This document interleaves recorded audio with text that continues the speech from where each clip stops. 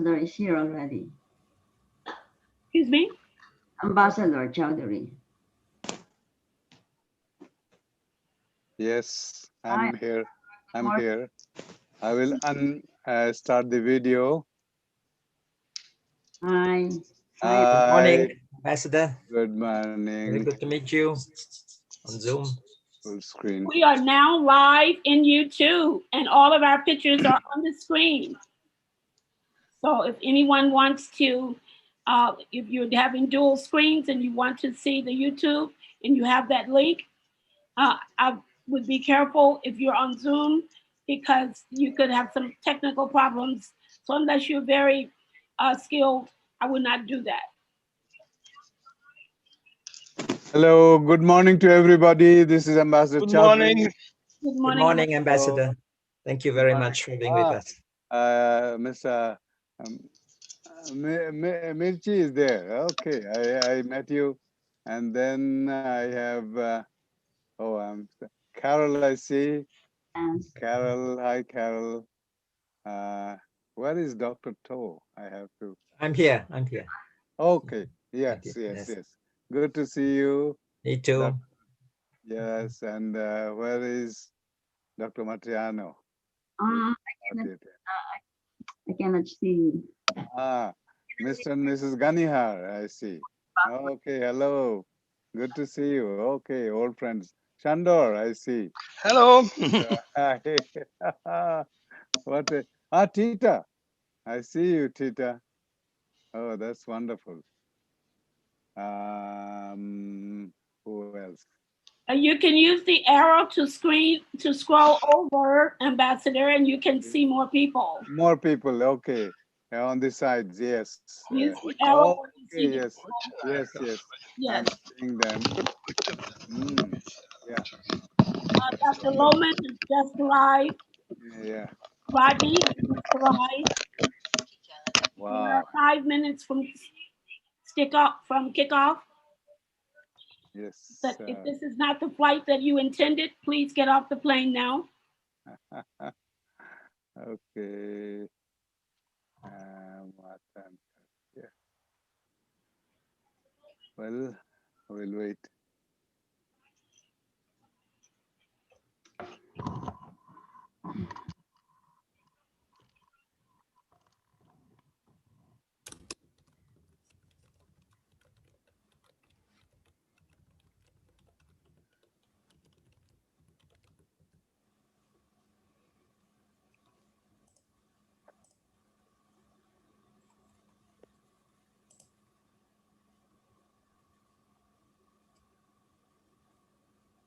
We have 31 people on Zoom and we have 6 people watching on YouTube. Oh, okay. So you can monitor YouTube also? Yes, we Oh, have that's 3 great. screens open. We have Operation Central here. Samantha is in California. I am in Georgia.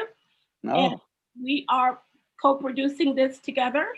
And she wonderful. is the technical expertise and I am the coordinator. Thank you. I'm in New York. You're in New York. Well, I can't come to New York because you have too much quarantine. Yes. And it is better not to travel these days. Correct. Let For the moment. for the moment, let the pandemic go away. Yeah, the world has become standstill. Even today, the news is that Italy has closed all its 6 regions from each other. Wow. They cannot go anywhere within the country. Yes, it's the so-called big second wave. Yes. Well, we're thankful and grateful that all of you are surviving and thriving and that we are all here. Touch wood. Yes. Amen. Yes.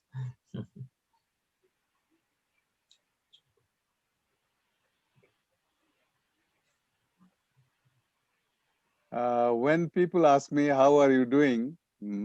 I say, my wife and I are somehow managing. We cannot say doing well or okay, but it's just managing. With at our age and with our underlying conditions, for us, it's a very difficult challenge. Yes. Yes, yes. We need to take as much care as possible. Of course. Yes, I am trying my best, as I say, managing somehow. Yes, that's So, good to hear. we live in an apartment, and so it's very difficult. In the same floor, we have 10 families. So even if you go out to pick the mail, or you have to share the elevator and all this, so though we are restricted to 2 persons only per elevator, but Yes, still it's a challenge. yes. Mhm. Anyway, good to see all of you smiling, laughing, and enjoying yourselves. That's a great sight for me. Okay, Samantha, are we on target? We are 1 minute from, we're doing the countdown, 1 minute. We are on the air. Yes.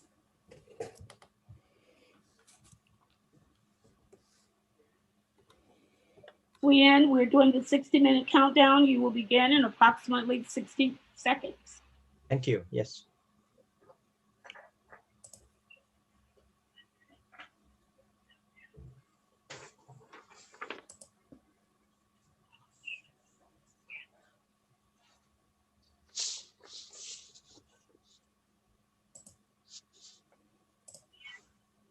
Ini yung katabi ni Ambassador. The world is watching.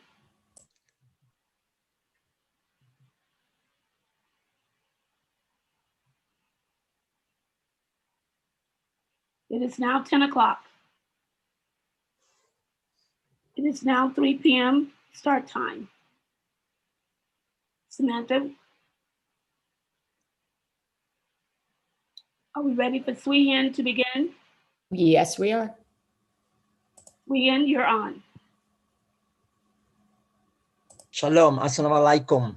Namaste. Amitofo. Greetings of peace from Canada to so many people from around the world. A very warm welcome. I'm To Sui Hin, President of the WCCI, welcoming many people in many countries and regions to this most auspicious celebration of the 50th year anniversary of the World Council for Curriculum and Instruction, WCCI. We have members and friends here, those who have been with us for many decades and those who have just joined us, also members and friends from across the generations. So this is also truly an intergenerational celebration. And of course, across time zones, from 7 a.m. in Pacific time in the North America, all the way to 11 p.m. in the Philippines. And of course, for our European and African friends, it's sort of mid-afternoon.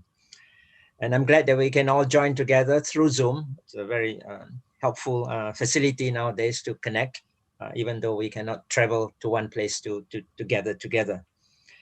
And of course, there are a number of us on Zoom for this celebration, but there are others who are watching on YouTube live as well. So welcome.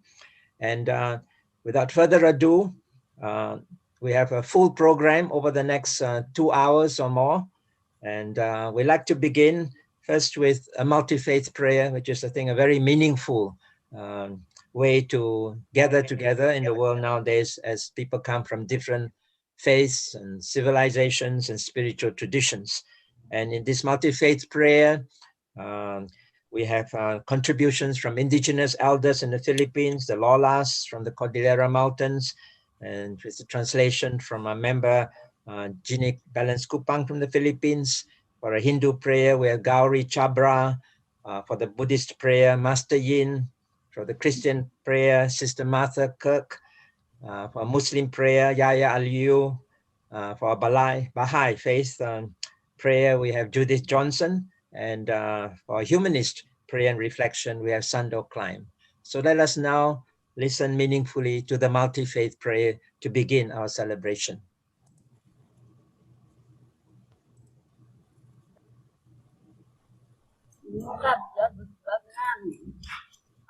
nay sa lubungan ay rindaman dasanan dan kain anwasa olay no katete iman inayan nan kalkali am inawa amsa adu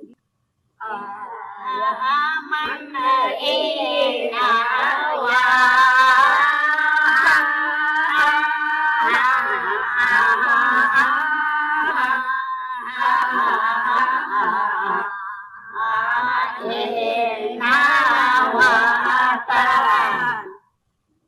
Absorbing the expansion of the heavens and the vital energies of Mother Earth, we recognize our interconnectedness with the rest of creation. We express our deepest gratitude to Kabunyan, who is hovering us all, for the infinite abundance, beauty, bliss, and energy that has brought everyone together as one global community of educators who will look back with gratefulness in our hearts for all those fruitful years of forging friendships, of collaborating with one another, and of sharing wisdom and knowledge for the greater good of humanity through education. मालिक करो ऐसी दया सारी धरा गुलजार हो मिट जाएं दिल से दूरियां ना वैर ना तकरार हो मालिक करो ऐसी दया सारी धरा गुलजार हो सारी धरा गुलजार हो बस प्रीत की ही रीत हो हर्षो अमन का गीत हो मालिक करो ऐसी दया सारी धरा गुलजार हो सारी धरा गुलजार हो धन्यवाद I share from the Christian tradition some wisdom that was also admired by Mahatma Gandhi. Some ideas from Jesus. You have heard it said, you shall love your neighbor and hate your enemy. But I say to you, love your enemies and pray for those who persecute you, that you may be children of your Creator in heaven, who makes the sun shine on the evil and on the good, who makes the rain fall on the righteous and the unrighteous. For if you love those who love you, what reward do you have? Do not even the others do that? And if you greet only your brothers and your sisters, what more are you doing than others? Be perfectly loving as your Creator is loving.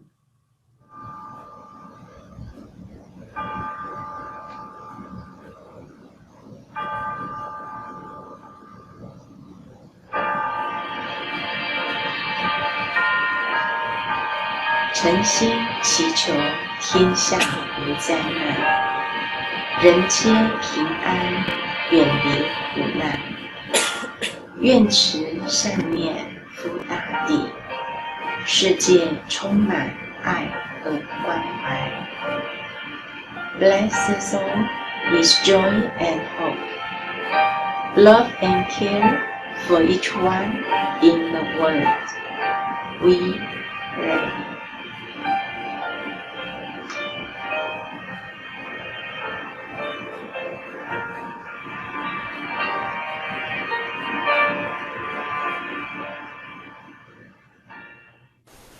أعوذ بالله من الشيطان الرجيم بسم الله الرحمن الرحيم. In the name of Allah, the compassionate, the merciful. Praise be to Allah, Lord of the worlds, the compassionate, the merciful, Master of the day of judgment. You alone we worship, and to you alone we look for help.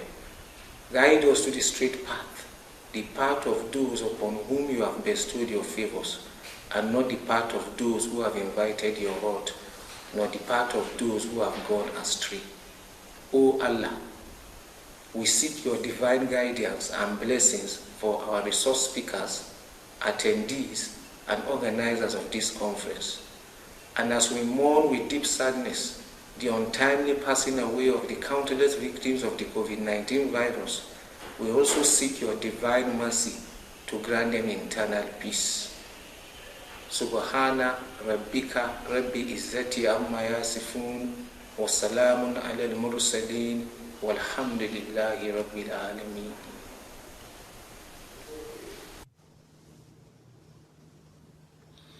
O thou kind Lord, thou hast created all humanity from the same stock.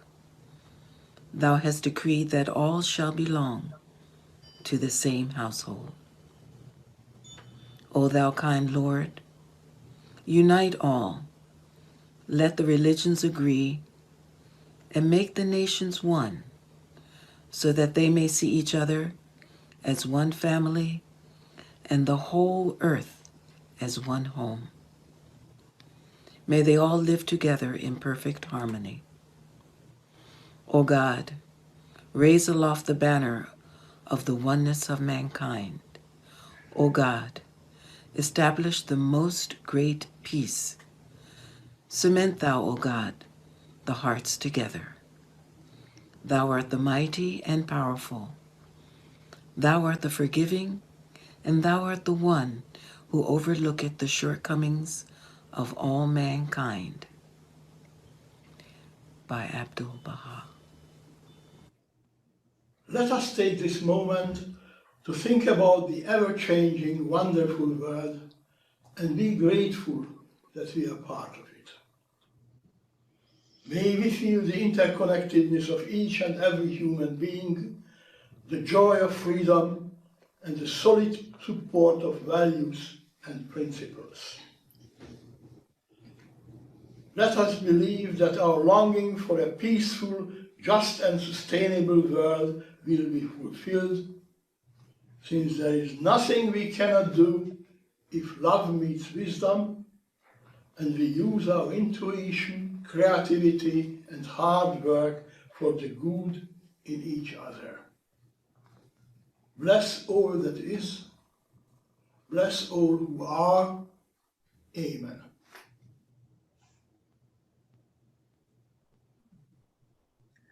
Our grateful thanks, appreciation to all the multi-faith prayer readers from diverse spirituality traditions, religions, and faiths. I think a very meaningful way for us to begin our 50th year anniversary celebration of WCCI. And let us now proceed to a video which will reflect on a journey over 50 years of WCCI, narrated by our longtime member, Virginia or Jean Kawagas. To all members and friends of the World Council for Curriculum and Instruction, welcome to this virtual commemoration of our 50th anniversary. Join us in a journey over 5 decades to the regions and countries in all the continents. The story of WCCI began in the ASCD, or the Association for Supervision and Curriculum Development. ASCD was founded in 1943 for the purpose of sharing curriculum and professional practices among American teachers, administrators, and supervisors. Within the ASCD, the Commission on International Cooperation in Education was formed to promote education for intercultural understanding. In March 1970, the Commission organized an international conference at the Asilomar Center in California, attended by 300 members from 53 nations. It was in this Asilomar conference that the seeds of WCCI were planted by a small group of ASCD members who worked for the establishment of WCCI. And so began the journey of WCCI, a worldwide association of educators who embrace the vision of fostering unity in diversity. When the WCCI was named by the transnational framers of our Constitution, the choice of each word was deliberate. In the words of Ali Ismail, world was selected to avoid a division into nations. Councils signified a group of persons ready to give and take educational advice from within and outside. Curriculum covers the intended planned offerings of educational institutions. Instruction refers to the interactive process of teaching, experiencing, learning, which nowadays is more widely known as pedagogy. Hence the name World Council for Curriculum and Instruction. From its roots of education for international understanding, WCCI grew into a tree with a trunk that is reflected in its contemporary vision and mission of serving as a transnational educational association for the building of a peaceful, just, interculturally respectful, and sustainable world. From its branches grew leaves and flowers representing special interest groups and many other fields of transformative education. We are the members of the WCCI community. We are concerned with curriculum and instruction in schools, colleges, universities, community agencies, organizations. We are teachers, instructors, professors, administrators, directors, supervisors, curriculum theorists, scholars and researchers, students, parents, and community leaders. WCCI members are active in all levels and fields of education. We are now 512 regular members from 27 countries, 80 life members from 15 countries, and 42 institutional members from 10 countries. Over 50 years, WCCI has been led by 17 presidents from 11 countries with diverse educational backgrounds and leadership roles in formal and non-formal contexts, in national, regional, and international educational institutions and agencies. The founding constitution established a board with 2 representatives from each region to reflect the vision of unity and diversity. While over the years, this equal regional representation was not always visible, overall, successive boards have comprised members from different countries. Since its foundation, WCCI has been served by a secretariat to support the board in implementing WCCI programs and activities. An executive secretary coordinated the secretariat until 1993, when Stella Matriano was appointed executive director and Carol Caparas executive assistant. Apart from membership fees and conference savings, there were significant investments and contributions made to WCCI. The $25,000 income from the 1981 Tagaytay Conference in the Philippines, directed by Stella Matriano, $100,000 bequest of founding member Alice Mile, and the Alice Mile Scholarship Grant. WCCI has been well served by several treasurers over the years. In the early years, WCCI members collaborated through networks involved in various curriculum and instruction fields, including the following. Later, as interest grew within countries, national chapters were established, such as in the Philippines, India, Nigeria, Chile, and Bangladesh. Chapters play a vital role in promoting WCCI's vision and goals at local and national levels. Active chapters organize conferences, workshops, curriculum and research projects, and collaborate with educational institutions and agencies. More chapters were organized in Japan, Thailand, Turkey, Bahrain, Central and Eastern Europe, North America, and the new USA chapter launched in 2018.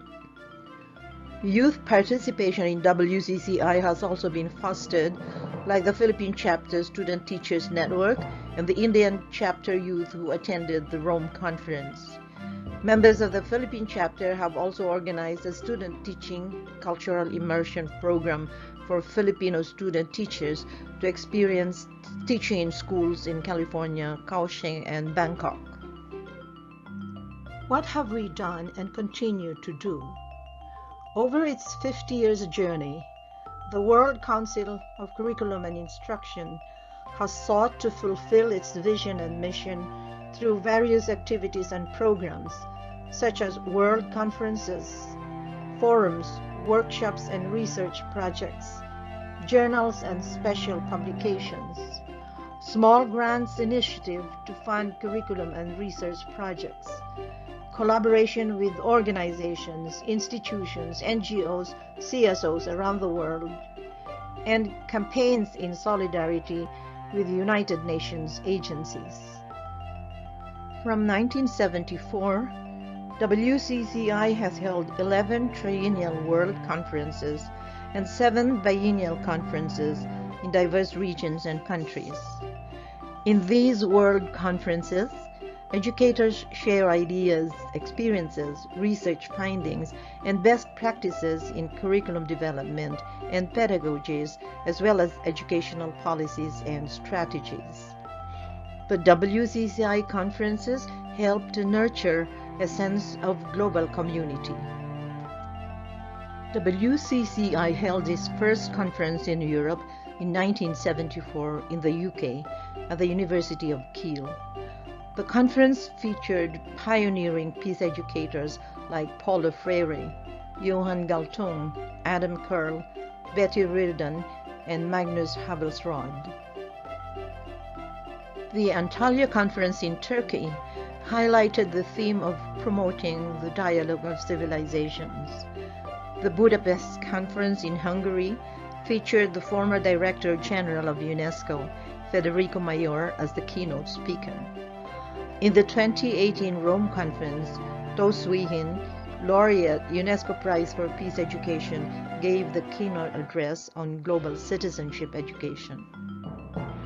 The first international conference held in North America was in Canada at the University of Alberta on the theme Education for a Just Social and Economic Order, Rhetoric or Reality.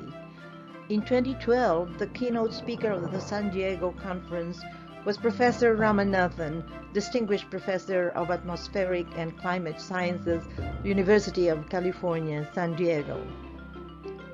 The first international conference in the Asia-Pacific region was held in the Philippines with the theme Lifelong Learning and Global Development. Held in the International Year of Peace in 1986, the Japan Conference highlighted the inspirational stories of suffering, healing, and resilience of the Hibakushas, the surviving victims of the atomic bombs which fell on Hiroshima and Nagasaki. The conference in India, held in Amritsar, revolved on the theme A Dynamic Curriculum for Equity and Excellence in Education. In 2004, the Wollongong Australia Conference shared ideas on globalizing curriculum and instruction, featuring Konai Thaman, UNESCO Chair in Teacher Education and Culture at the University of the South Pacific. In 2012, the keynote speaker at the Taiwan Province of China Conference was Ambassador Chowdhury, former Under Secretary General and High Representative of the United Nations. In 1992, the Cairo Conference featured the keynote address by Stella Matriano, former WCCI President and a leading U.S. educator for multicultural and global education. All WCCR conference themes have always reflected the key values and principles underlying WCCI's vision and mission. Some of its themes included the following. WCCI first published a peer-reviewed journal called the WCCI Forum with Virginia Kawagas as the first editor. It was renamed in 1999 as the International Journal of Curriculum and Instruction. Special issues with guest editors focused on various themes such as women and children, environmental care, education for a culture of peace, and education for the dialogue of civilization.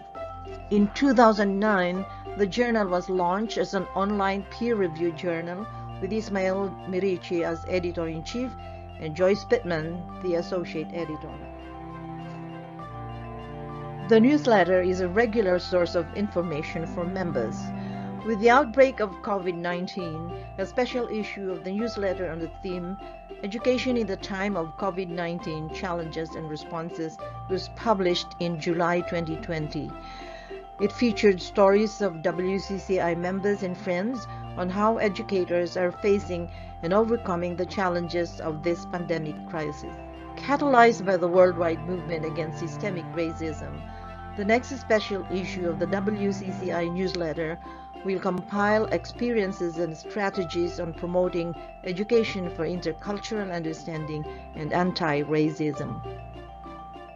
Over the years, WCCI published proceedings of various conferences which have served to disseminate research and best practices in curriculum development and pedagogies.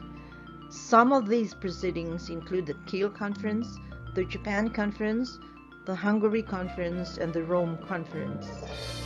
Occasionally, WCCI members and chapters publish books focusing on specific themes such as Peace Education and the Task for Peace Educators, Active Nonviolence in Action, and 3 Decades of Peace Education in the Philippines, Stories of Hopes and Challenges.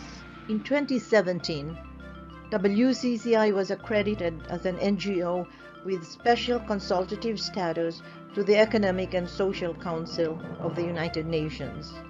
In 2019, WCCI President To Sui-hin delivered an oral statement at the NGO segment of the annual ECOSOC High-Level Political Forum. He highlighted WCCI's role in promoting global citizenship education for empowering people and ensuring inclusiveness and equality. For the 2020 ECOSOC High-Level Political Forum Assembly, WCCI submitted a written statement highlighting the vital role of education in promoting sustainable development and global local justice. For over 10 years, a delegation of WCCI members has attended the annual session of the UN Commission on the Status of Women and parallel NGO events in New York City. The Commission on the Status of Women is dedicated to the promotion of gender equality, women's rights, and the empowerment of women. September 21 is the International Day of Peace declared by the United Nations as a day for nonviolence, ceasefires, and building a culture of peace among all humanity. WCCI chapters and members in various countries have commemorated the International Day of Peace through students, teachers, and community activities. Since 2011, the first week of February has been declared by the UN General Assembly as the World Interfaith Harmony Week to promote dialogue among different faiths and religions in enhancing mutual understanding, harmony, and cooperation among peoples. The WCCI commemorates this week with interfaith dialogue forums among followers of diverse faiths and religions. WCCI chapters, offices, and members promote regional and institutional networking activities to raise awareness of WCCI's vision and goals. These include conference keynotes, workshops, and curriculum development and policy formulation projects, including collaboration with UNESCO agencies and institutes, such as activities of the Asia Pacific Center of Education for International Understanding in South Korea, Vietnam, India, Thailand, and the Philippines, and the Global Campaign for Peace Education. Other networking activities initiated by WCCI officers and members that help to raise awareness of the activities of the Council include the ASEAN Ministers of Education in the regional conference organized by the Philippine chapter, APNIV, or the Asia Pacific Network for International Education and Values Education, the Hero Brain Share Changemakers Summit of 2020, and the Asia-Europe Foundation 18th Informal ASEM Seminar on Human Rights and the Prevention of Violent Extremism. Beyond the 50th anniversary, What are the challenges facing the World Council for Curriculum and Instruction? What are the hopes of members for the future direction of the World Council for Curriculum and Instruction?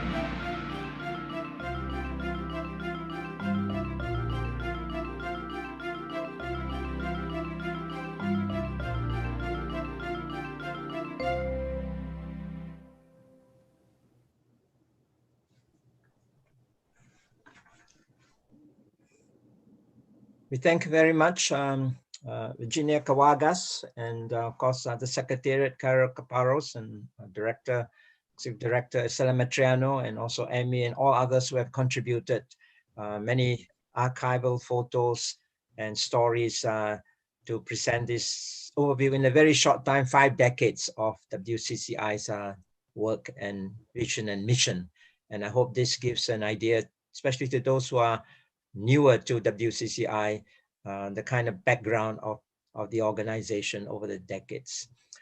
And now to proceed to the next important part of our program, and that is to hear from 2 eminent friends of the WCCI who will share their reflections based on their interactions and of course contributions and support of the WCCI over the years. First of all, our first eminent friend is Ambassador Anurag Chaudhry, who is, of course, the former Under Secretary General and High Representative of the United Nations. He has a very, very long CV, which I will not detail every part of it, but just to mention that Ambassador Chaudhry has really distinguished himself as an international diplomat and also high official of the United Nations. And some of its achievements have been, of course, to promote the UN Security Council Resolution 1325 on women and peace and security, a very landmark program, and also promoting the culture of peace declaration and program of the UN General Assembly. And we're very grateful to Ambassador Chaudhry for those contributions, which has really helped to realize United Nations goals, visions, and missions around the world. And of course, he has many, many awards and honors, such as the Yutan Peace Award, the UNESCO Gandhi Gold Medal for Culture of Peace, and the 2018 Global Women's Peace Award. So without further ado, may we invite Ambassador Chaudhry to share his reflection on this anniversary. Ambassador, please. Greetings to all of you. Thank you, Dr. To, for that very kind and generous introduction. I am deeply honored to pay my enthusiastic tribute to the World Council and for Curriculum and Instruction, popularly known as WCCI, on its 50th anniversary celebrations. What a remarkable legacy it has created. During the last 5 decades, originating in 1970 in Asilomar in the United States, from its common vision of developing world cooperation in education. WCCI is now recognized as a global educational organization committed to advancing the achievement of a just and peaceful world community. That focus has accorded WCCI the prestige of a non-governmental organization of the United Nations in consultative status with the Economic and Social Council. I was introduced to WCCI in 2012 by our dear, respected Betty Reardon, when she asked me in 2012 to be the keynote speaker at the 15th World Conference on Education. Thereafter, I spoke at 2 subsequent WCCI conferences. I am encouraged every time I go through the preamble of the WCCI Constitution, which asserts that, and I quote, all curricular and instructional programs should strive to facilitate in every person the development of a comprehensive sense of respect of self, of others, and of the environment, and the capacity to participate at all levels of world society, from local to global. No objective of education is more inspirational and forward-looking than that. In advancing this goal, WCCI and its biennial and triennial World Conferences on Education since 2001, following the adoption of the UN Declaration and Program of Action on the Culture of Peace in 1999. This is the Declaration and Program of Action, has focused on the culture of peace. In its themes for conferences held in diverse parts of the world, like pedagogy of diversity, creating a culture of peace, building a culture of peace for a civil society, creating a global culture of peace, and integrating education for a lasting culture of peace. Why I'm focusing so much on that? And Dr. To mentioned that I was the person in my capacity as ambassador of Bangladesh who presented this resolution to the General Assembly in 1999. The themes of the last two conferences also focused very appropriately on global citizenship.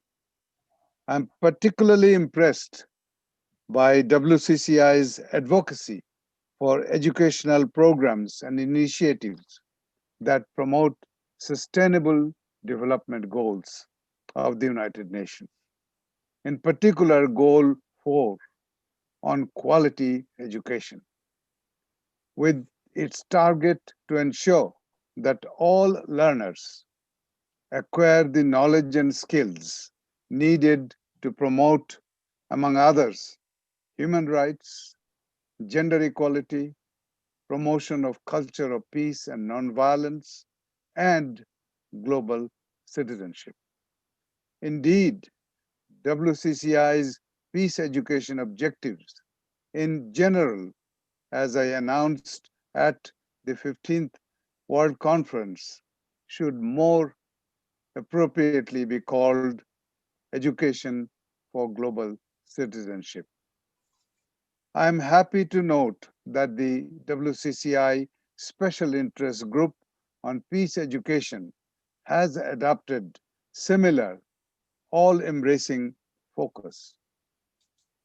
Let me end by underscoring that I believe strongly that this educational advocacy for sustainable development goals can provide wider opportunities for synergies between WCCI as it observes its 50th anniversary and the United Nations observing its 75th anniversary.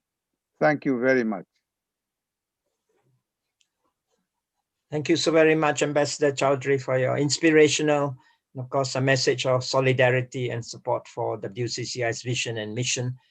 As you say, the goals and vision of WCCI synergizes very much with the themes of that the UN has been truly promoting, building a culture of peace, and also now sustainable development goals as well. And you have been central to that, and we thank you again for your contributions and support of WCCI in the years ahead. Thank you. Thank you. Now we will be inviting our next eminent friend and none other than Betty Reardon, who of course is a pioneering peace educator for many, many decades. And she's been active in promoting the founding the International Institute on Peace Education, which has done so much. And then, of course, the global campaign for peace education in more recent years. Betty, of course, has also received many awards and honors, including mentions UNESCO Peace Education Prize and the Human Rights Medal as well. And in terms of WCCI's contributions, she has also been one of the early executive secretaries of WCCI. So let us now hear Betty's reflection from New York. Thank you. So let me begin with congratulations to WCCI. I know that the founder, the woman whose inspiration started WCCI, would be absolutely delighted to know that WCCI still lives and works toward its goal of unity in diversity. When we started WCCI, the world was a very, very different place. And just the gathering, a world gathering such as came together at Asilomar, was a wonder to us. And for many, it was the first time that they were in such a global community. And the fact of that community in itself was a kind of miracle. And in it, we took great hope that those of us who saw education as a calling to make the world better might come together around the whole world and conjoin our efforts to make them that much stronger and effective. Sadly, we live in a world today when our convening and our solidarity when we come together, our reinforcement of these ideals and the words that we say at these gatherings are not enough. The way that we're meeting during this anniversary session points, I think, to a great possibility for us. The hope for what we want to do is now on the ground in our own communities. It is with civil society.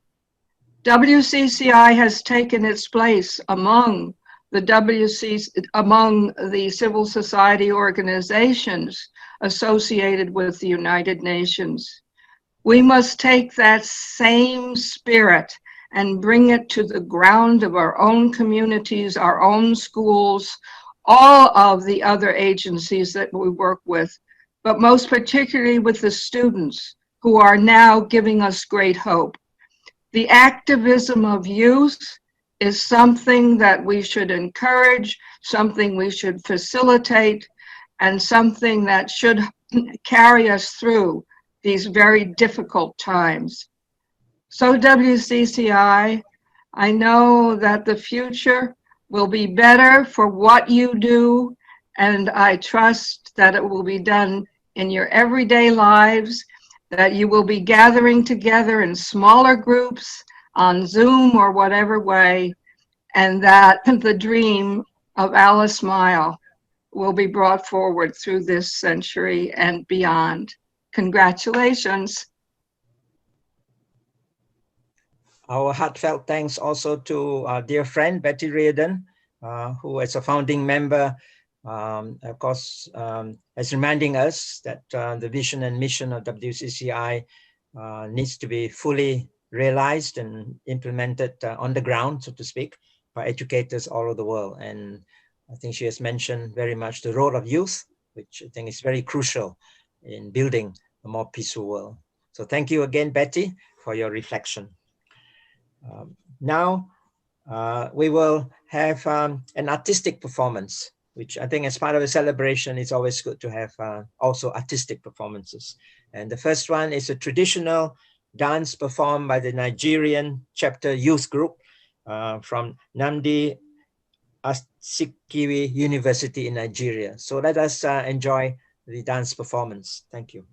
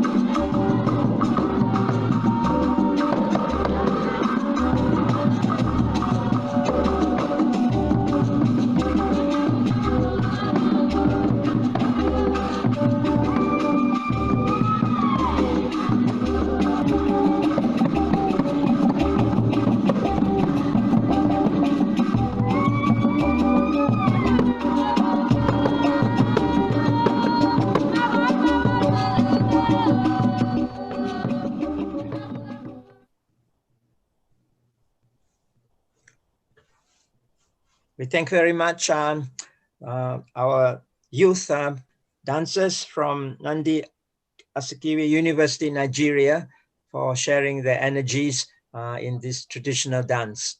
And also I would like to thank Lilian Rita Kudolo, our board member from Nigeria, who kindly facilitated the participation of the youth. So thank you again to our youth performers.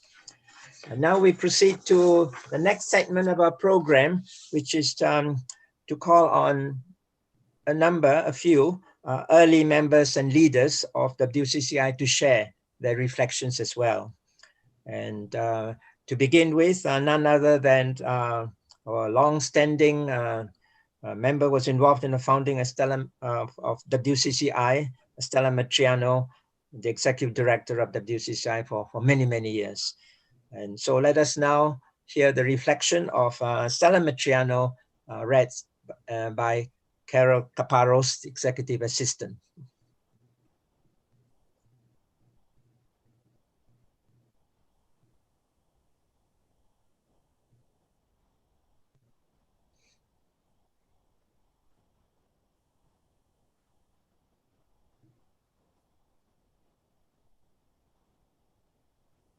Carol? Yes, Carol, please. I'm waiting for her. Carol?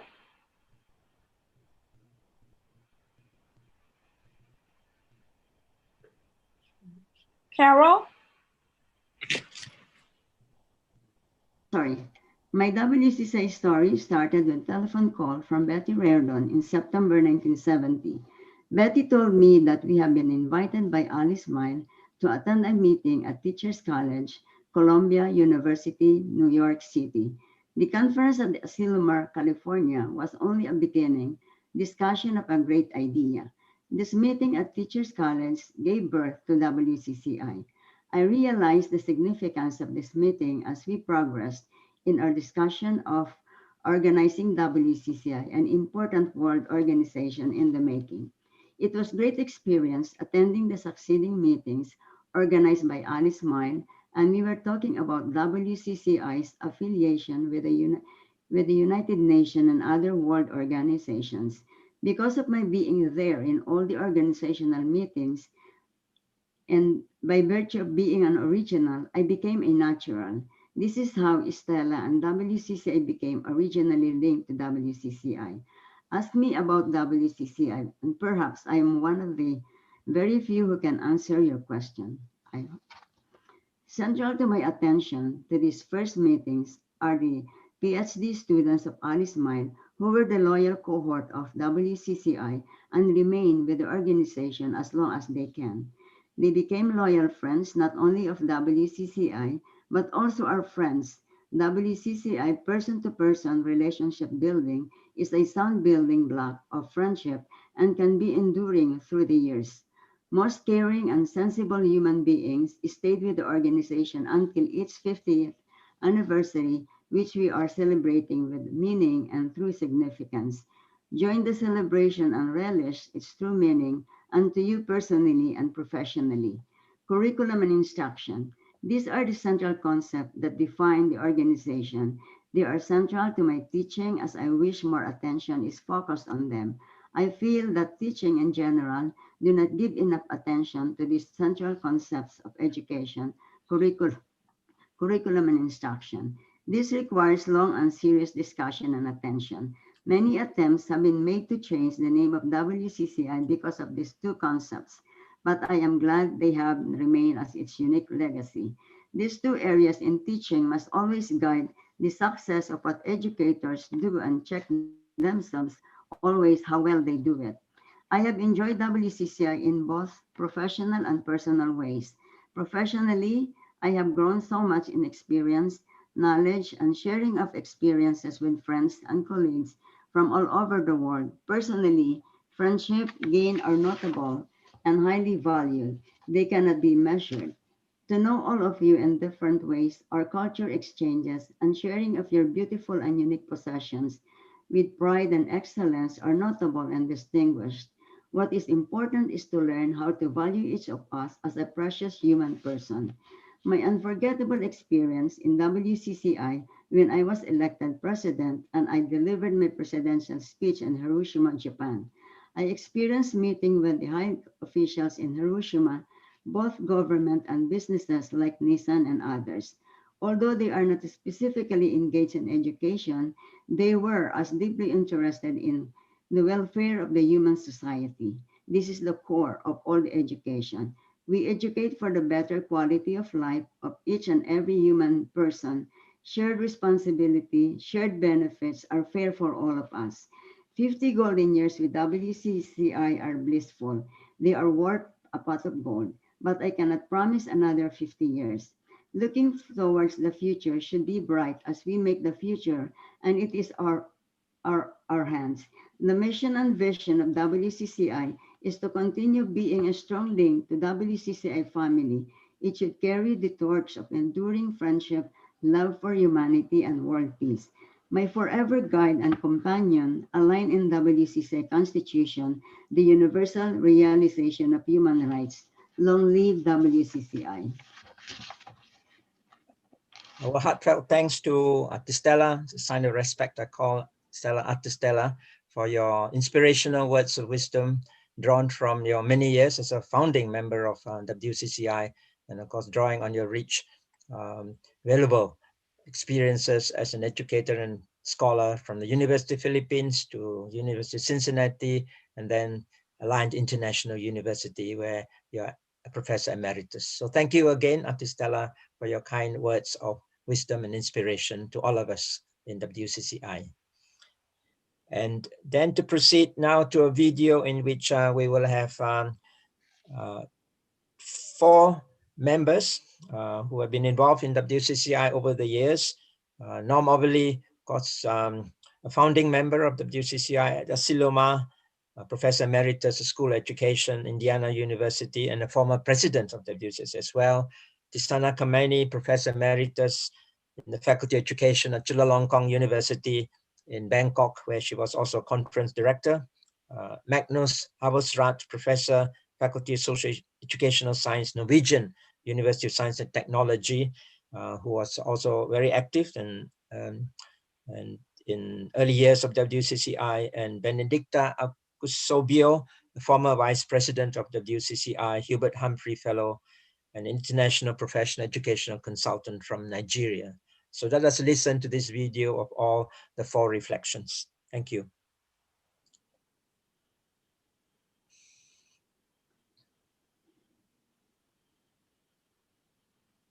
I was one of the 3 founders and have been involved even before the 50 years ago. So WCCI grew out of the Asilomar Conference, which I directed in 1970. I think of the commitment of the many individuals. I mean, first of all, we had no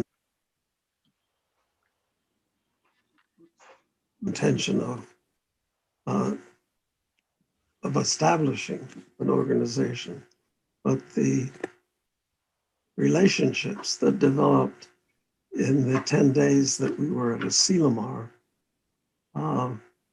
were so strong for so many people that there really was a grassroots kind of desire to somehow maintain the relationships.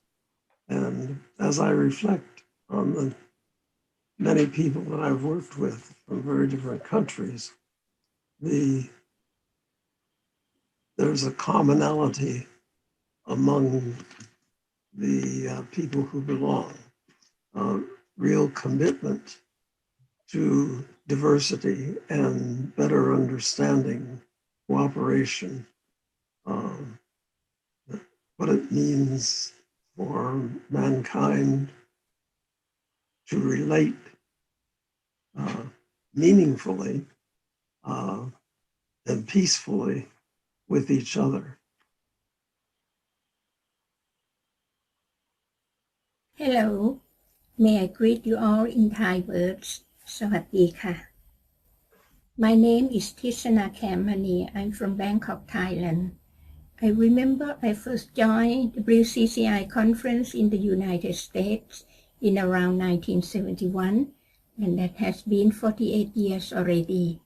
Since then, I have attended many more WCCI conferences held in different countries, and one time in 1998, the Faculty of Education, Chulalongkorn University, where I worked for at the time, had the privilege to co-host the WCCI conference in Bangkok. It was really a great experience, and we all had a good time together. I would like to say that the WCCI experience had made a significant contribution to my academic growth as well as to my personal growth, and not only to myself, but also to my students who have benefited from attending the WCCI conferences or getting academic advice and support from my WCCI friends. I'm so grateful to the founders of WCCI, especially to Dr. Susan Cumming and Dr. Nelson Hagerson, who kindly introduced me to WCCI. My thanks also go to WCCI Executive Board, especially to Dr. Estela Matriano and to Dr. Sri Hinto, who have always been my inspiration and support. Please also allow me to extend my best wishes to all my friends. Your friendships will be cherished through all my life. And for this 50th anniversary of WCCI, may I wish for WCCI to be long-lasting in order to promoting international understanding and to building a peaceful and sustainable world community. Thank you. Bye. สวัสดีค่ะ How good it is to meet you all in this celebration of WCCI's 50 years. It has been a forum for learning together since the beginning, when seeds were sown that are still bearing fruits today. One such example of a fruit is a book to be published next year here in Norway on critical pedagogy. 3 of its authors participated in the first WCCI International Conference. I was then the program coordinator, and I also edited the proceedings from that conference entitled Education for Peace, Reflection and Action. In this book, we had also a speech by the head of the United Nations Economic Commission for Africa, Mr. Robert Kwakuata Gardiner from Ghana. He suggested to us that we need to include in the school curricula the following topics: arms and disarmament, economic security, poverty and employment, environmental overload, racism and minorities. Doesn't it strike you that these topics are still with us today? And I think it is very important for human development and the protection of nature that they are included in curricula everywhere. A great task for WCCI's continued mission for an education of global citizenship. Happy birthday from Oslo, Norway. Hello, everyone. I am Dr. Benedicta C. Agusiobo, an international professional educational consultant and the Chief Executive Officer, Children and Women's First International Foundation, COFIF, in Nigeria, and I'm happy to be here. As we celebrate this Golden Jubilee, I feel proud to say that WCCI is a unique and inclusive organization with great minds.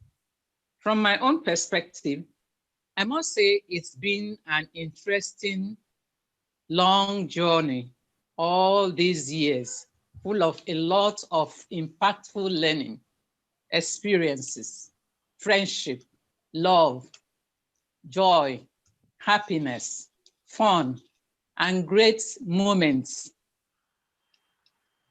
too in WCCI. A very impactful event, the Special Interest Groups, SIG, in my own opinion, stands out, is worthy of mentioning, which resulted in improved WCCI, promotes person-to-person contacts with transitional experiences, sharing of ideas and collaboration with other professional organizations around the world on mutual concerns and projects. Happy 50th WCCI anniversary. Felicitations from Benedicta Agusiobo.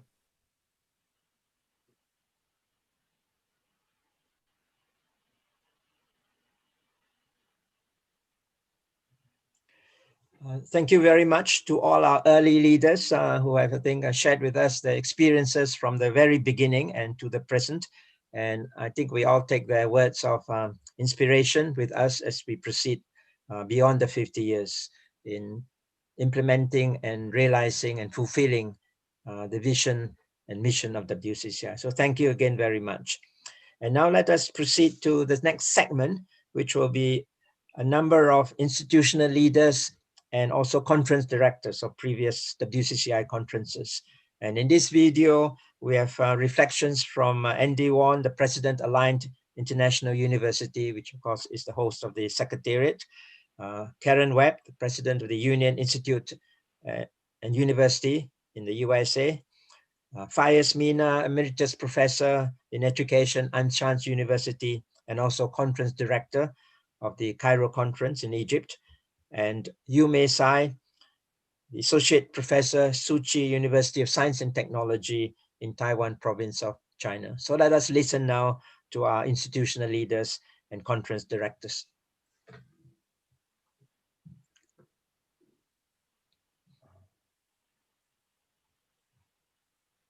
Hello and welcome to the virtual commemoration of the World Council for Curriculum and Instruction's 50th anniversary. I'm Andy Vaughn, President and CEO of the Alliant International University System, a proud WCCI partner. As educational leaders who believe in using education for empowerment, societal advancement, and global impact, we have a historic opportunity to celebrate 5 decades of achievement through a shared mission and vision. A mission and vision rooted in social and economic justice, human rights, intercultural and international understanding, and sustainable futures. All vital initiatives to WCCI, Alliant University, and this remarkable gathering of the world's greatest educational leaders. We're honored to be a part of this celebration, and we're even more honored to be a part of a transnational educational organization committed to advancing the achievement of a just, peaceful, and sustainable world community. At Alliant, just like at WCCI, we believe that education is the great equalizer. It's all about equity. We know that if we are truly to build an equitable and just world, we must begin with education and continue the extraordinary WCCI legacy that we celebrate here today. We'd also like to thank our very own Dr. Estela Matriano, Executive Director of WCCI, of many years past and service for over 40 years.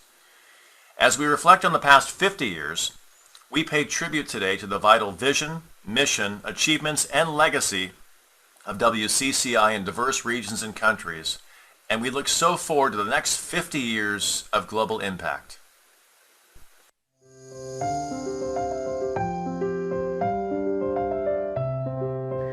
Hello, colleagues at WCCI. I'm Dr. Karen Schuster-Webb, and I bring you greetings from the International Union Institute and University, from our faculty, staff, students, and alumni from around the world, and especially from our new Institute for Social Justice. We are so pleased to congratulate the leadership of WCCI, especially the President, Dr. To-Sui Hen, the Secretariat, and I celebrate with all of you, our fellow members of WCCI, on this special 50th anniversary. One of my proudest moments in my career was to bring WCCI, the Secretariat, Dr. Estela Matriano and Ms. Carol Capalos, to Alliant International University in the School of Education. So WCCI is very important to me. And when I think of the work in peace education that WCCI does every day, I think of words from the poem Dreams by Langston Hughes.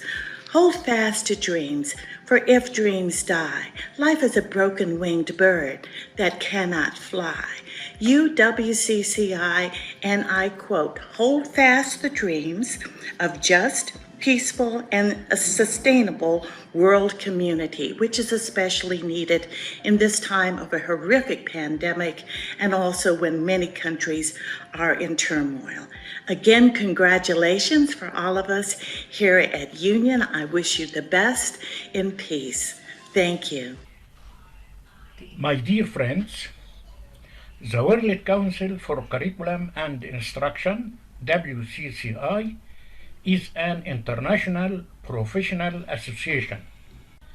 The most important phenomenon that if you are once was a member of WCCI or attended one of its conferences, you keep its values and readiness for support the organization. It looks like a big family. You always discover new brothers and new sisters.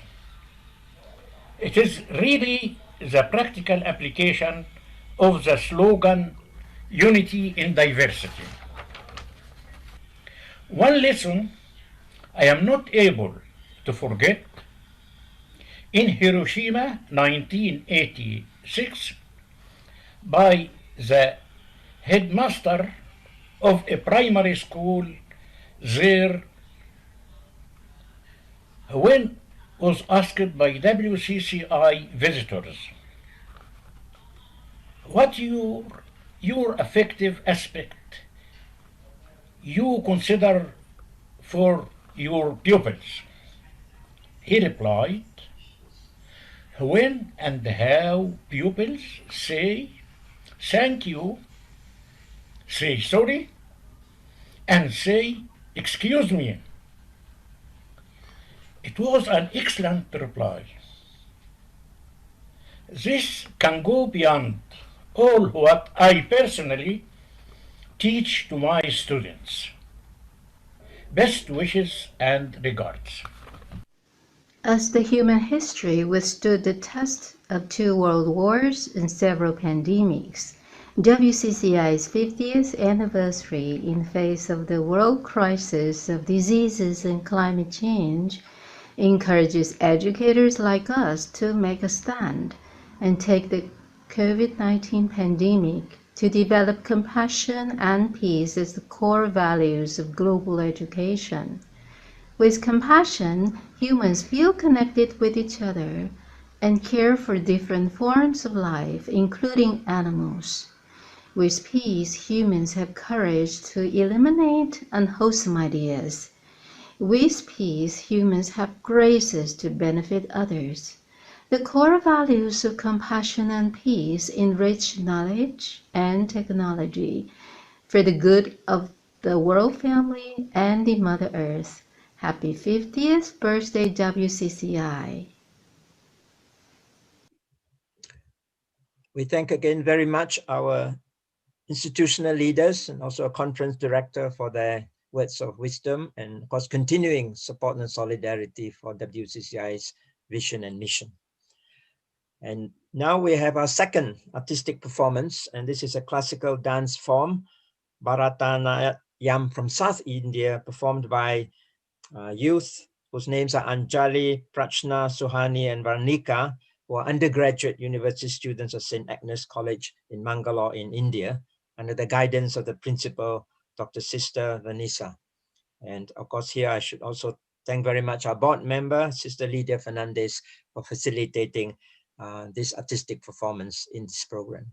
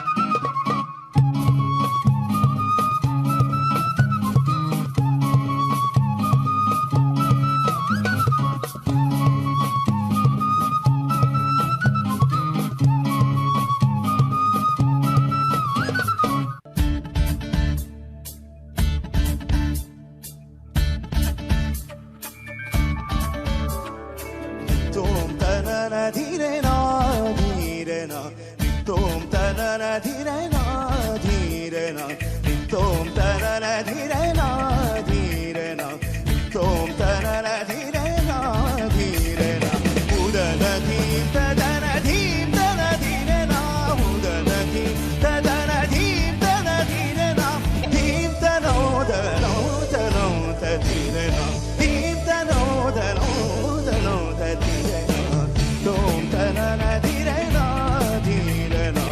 tom tana na dhire na tom tana na dhire na tom tana na dhire na.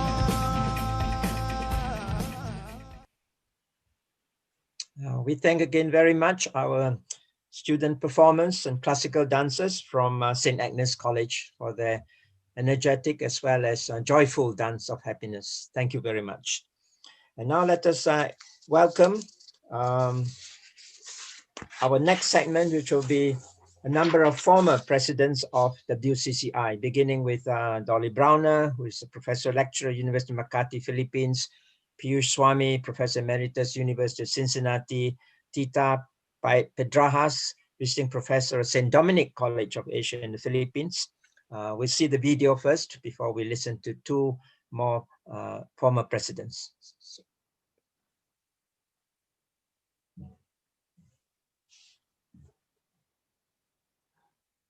What I can say about the future directions of the WCCI is for the leadership to maintain an open mind with all the controllable and uncontrollable forces affecting us in our midst. What may be done is to develop innovative strategies in order to be able to adapt to the ever-changing needs and demands of the time. I firmly believe that we will still be able to attain WCCI's vision, mission, goals, and objectives through other modalities we are engaged in, the Fourth Industrial Revolution and COVID-19 pandemic. I'm very confident that the current and future leadership will be able to venture into additional programs, projects, activities with a strong support of its members. Thank you.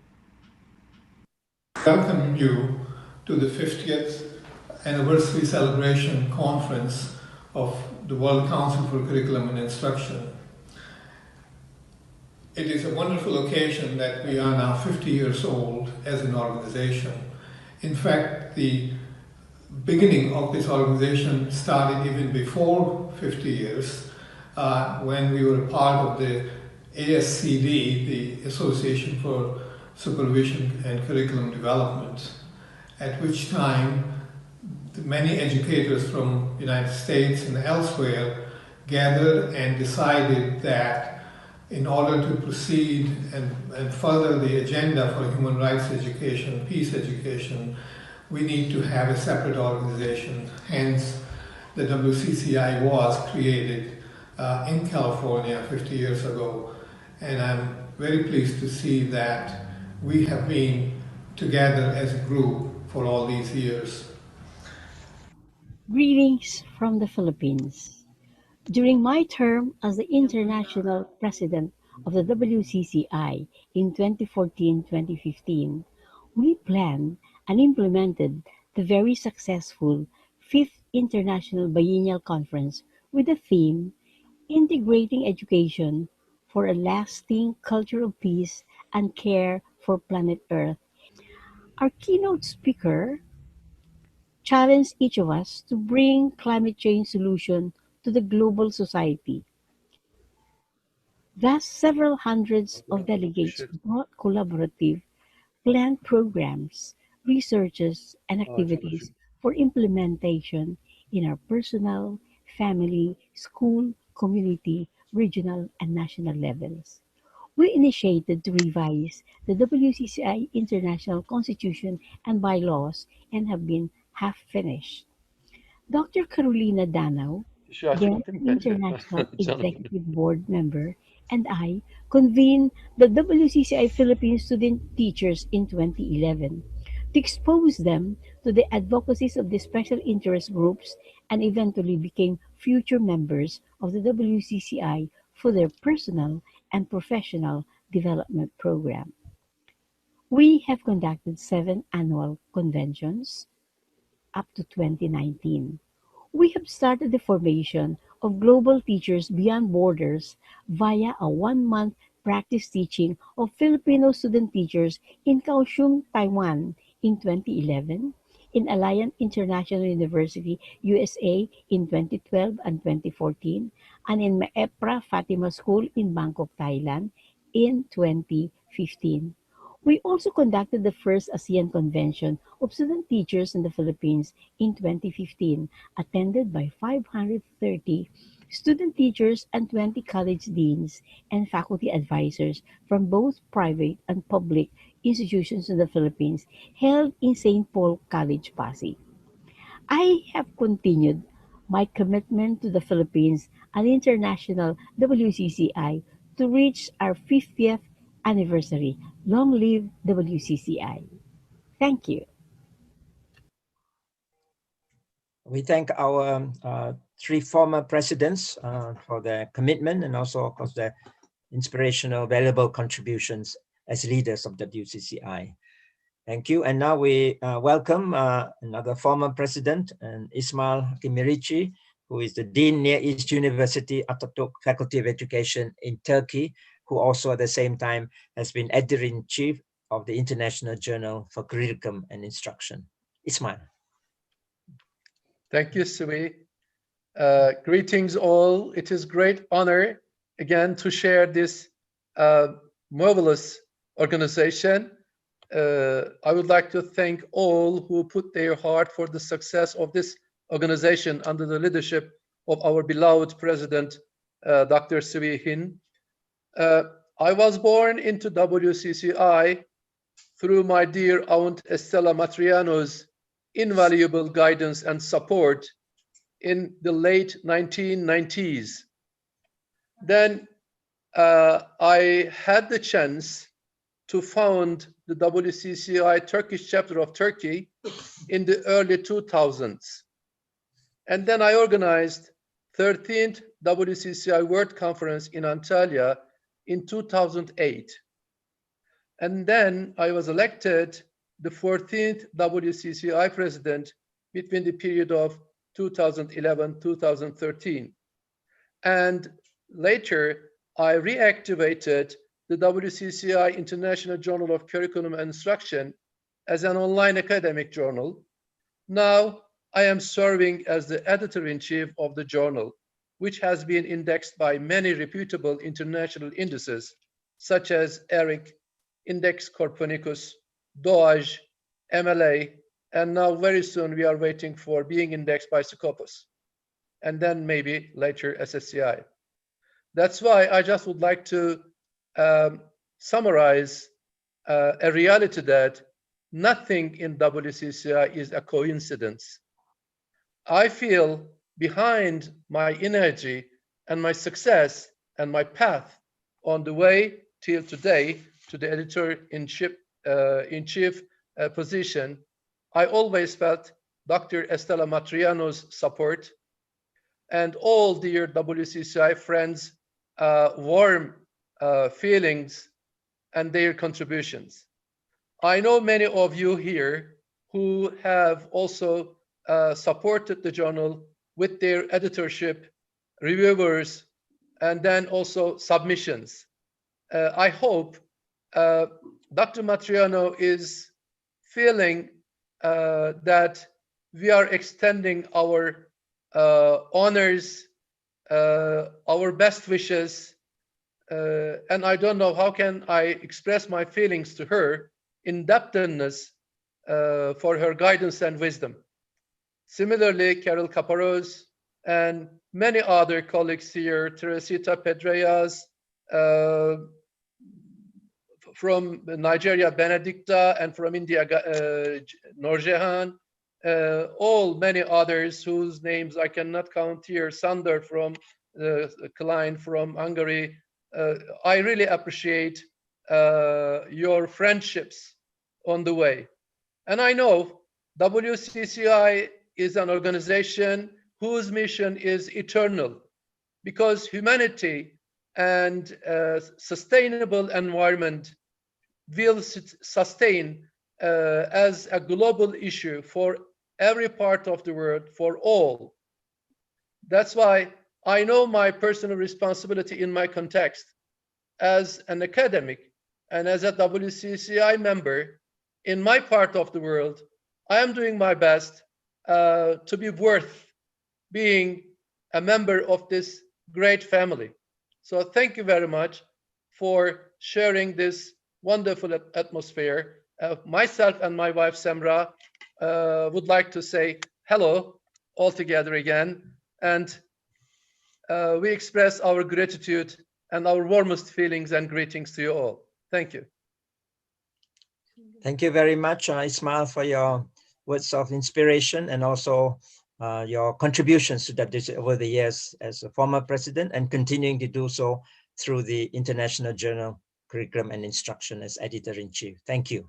By the way, Sibi, I just would like to mention that Joyce, co-editor-in-chief position in the journal is also one of the biggest contributions. I would like to express my gratitude to Joyce as well from here. Thank you, Joyce, for being with me in the journal. Thank you. I think we all echo your thanks as well. Thank you.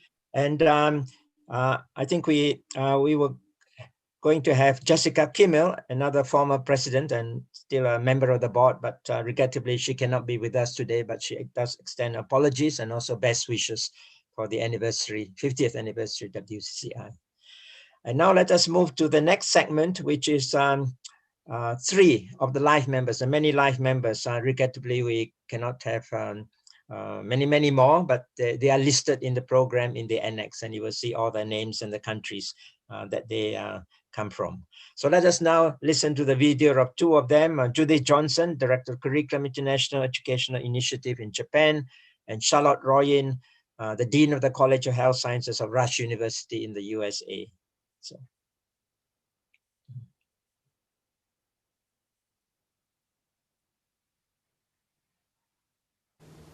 When I attended my first World Conference in Hiroshima, Japan, 34 years ago, I never imagined that WCCI would become such an important part of my life.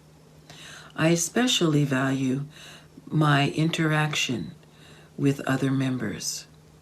There has been a genuine acceptance, encouragement, and support of one another, a joy of being with each other that is difficult to find in professional organizations. There has always been successful ongoing collaborative research carried out among the members.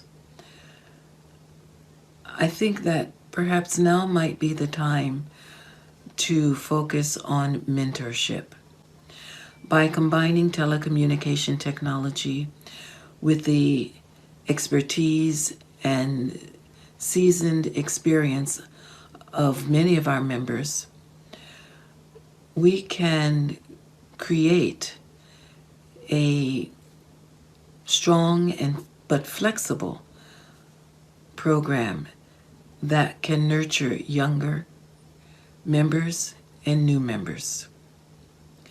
Through such a mentorship program, we can all acquire knowledge and skills, which will enable us as individuals and as an organization to increase our capacity to serve humanity.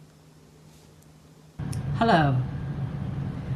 In the latter half of the 1970s, I was interning as an occupational therapy student at Good Samaritan Hospital in Cincinnati, Ohio, and visiting the campus of the University of Cincinnati with a friend who was going to play tennis. I met a tall, thin man at the tennis courts of the University of Cincinnati. He was unlike any man I had ever met. Through him, I met the wonderful Dr. Matriano. She was unlike any woman I had ever met. The man, Mateen Ruin, eventually became my husband. The woman, Estella Matriano, became a lifelong friend, colleague, and mentor. The time to honor Dr. Matriano for her lifelong work in the World Council on Curriculum and Instruction is now. Given the worldwide effects of the COVID-19 pandemic and the nationalistic and isolationistic trends in the US, and the opportunity to just and fair access to education provides all people in the world, the work of WCCI is needed now more than ever. It was a great honor for me to become a lifetime member of the WCCI and to support the WCCI. Let us all remember and salute the great work of Dr. Matriano in trying to further peace education and all education across the world. Good day and thank you. Thank you. And before I express thanks to Judith and Charlotte, I'd like now to invite our third live member, Virginia Kawagas, adjunct professor, University of Alberta in Canada, and a longtime editor, former editor of the WCCI Forum and the International Journal of Curriculum and Instruction. Virginia, Jean.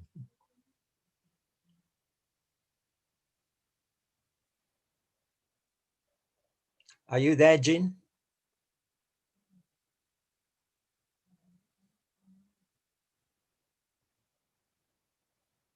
She may be muted.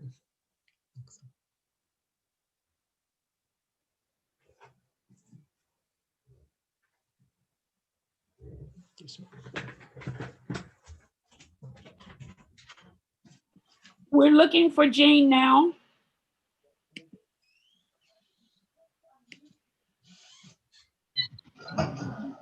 Yes, hello, greetings. I was waiting to be unmuted. Okay, can you hear me now? Yes. Okay, greetings.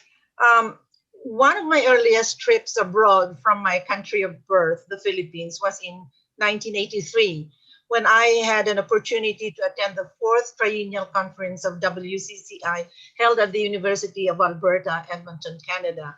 And there I met Ate Stella, Dr. Matriano, Betty Reardon, Norm Overly, Pius Mina, Jaime Diaz, and all the other past renowned people of WCCI. And I did not know then that my journey with WCCI as an educator, sharing similar values and ideals with the WCCI's vision and mission, would continue nearly 4 decades later. After my first encounter with WCCI educators worldwide, I returned to the Philippines, motivated to integrate the values and goals of peace, justice, active nonviolence, intercultural understanding, and later sustainable futures into my vocation as an educator from basic schools to universities and to the role of civil society and NGOs in people-centered development. In cooperation with other WCCI educators and friends who I see on the video now, WCCI was recognized as one of the earliest educational organizations in the Philippines to receive the National Quezon Memorial Peace Award. And this recognition demonstrated that when ordinary citizens are determined to promote education for a culture of peace, then children and adults alike can be moved to nurture peaceful spirituality, thoughts, and actions through education, as is the vision and mission of WCCI. Since those early days, I have contributed to the important task of enabling WCCI members to share their ideas, experiences, critical analysis, and research in curriculum and instruction, or pedagogy or andragogy, through the WCCI journals, the WCCI Forum, and then the International Journal of Curriculum and Instruction. But while conferences and scholarly publications do yield helpful outcomes of mutual learning across cultures and national contexts, for me, the most essential fruits of WCCI involvement are educators working together in their localities and communities, in their schools and non-formal educational circles, through active nonviolent and advocacies for social justice, intercultural respect, human rights, and environmental care to build a truly peaceful world. And it is my hope that as WCCI steps beyond its 50 years of existence, that members everywhere will think globally and act locally, that WCCI is more than just conferences and publications, more than just nurturing friendships and collegiality, but it is a tree deeply rooted in its values and bearing flowers and fruits, yielding authentic seeds of peaceful, just, and sustainable transformation. And I think that is a challenge for all of us members of WCCI, young and old alike. Thank you.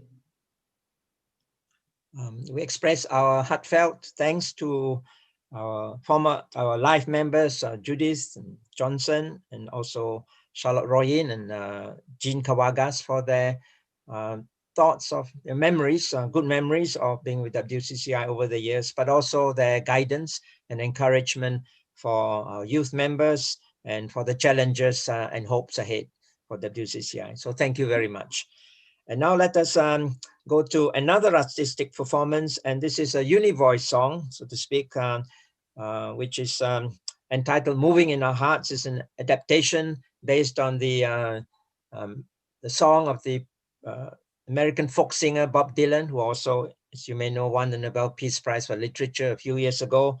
And it is performed by members and friends from India, Nigeria, USA, Canada, Australia, and the Philippines. And the song, I think, expresses ideas and values which I think are very consistent with WCCI vision and mission. And the technical director is Erika Kawagas. So let us listen to the uni-voice song, Moving in Our Hearts.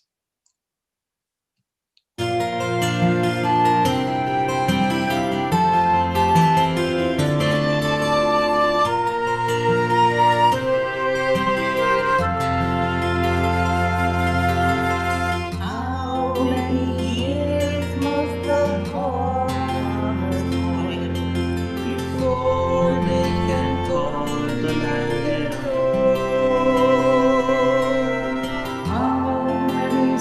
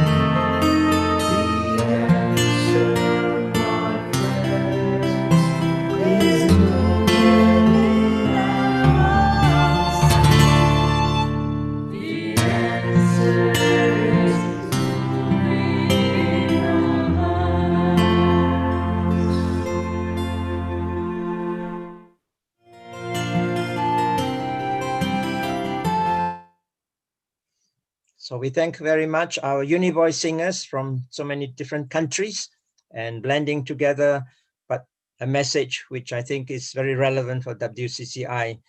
To all of us, let us move in our hearts, all our values and ideas, but put them into practice and action as well. So thank you to our Univoice singers. And now let us move to the segment where we have a number of executive board members, the current board members that will be in position from 2019 to 2022 to share with us their reflections as current board members. Thank you.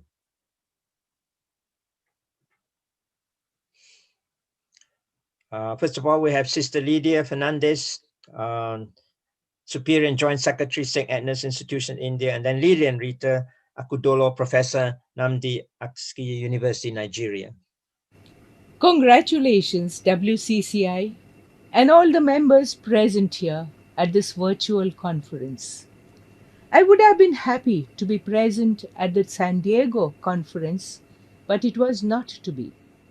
But this Golden Jubilee celebration reminds me of my silver years in the WCCI, for I was a part of it since 1995. At this conference, I would like to congratulate one special person, you, Dr. Estella Matriano, for you have served the association for 40 years. I am also happy to say that I have brought many a person into the WCCI from India and have been a part of its dreams and ideals. I wish you, Sui Hin, and all other office bearers, past presidents, and all the members that together we shall march forward to realize the dreams and ideals of the WCCI in many nations and in the years to come. May God bless all of us in this our attempt. Thank you. Congratulations once again. God bless us all. My reflection on World Council for Curriculum and Instruction. The seed of World Council for Curriculum and Instruction, planted in 1970 in California, has grown into a big academic tree that bears fruits in different countries, including Nigeria. The major goal of the World Council for Curriculum and Instruction, which is promoting a just and peaceful world through education, makes the association very relevant to Nigeria. One of the aspirations of the nation is to use education as instrument for the establishment of a culture of peace and the eradication of all forms of violence. In this regard, the goals of education at the different levels in Nigeria include the establishment of national unity that is based on the principles of freedom, equality, and justice.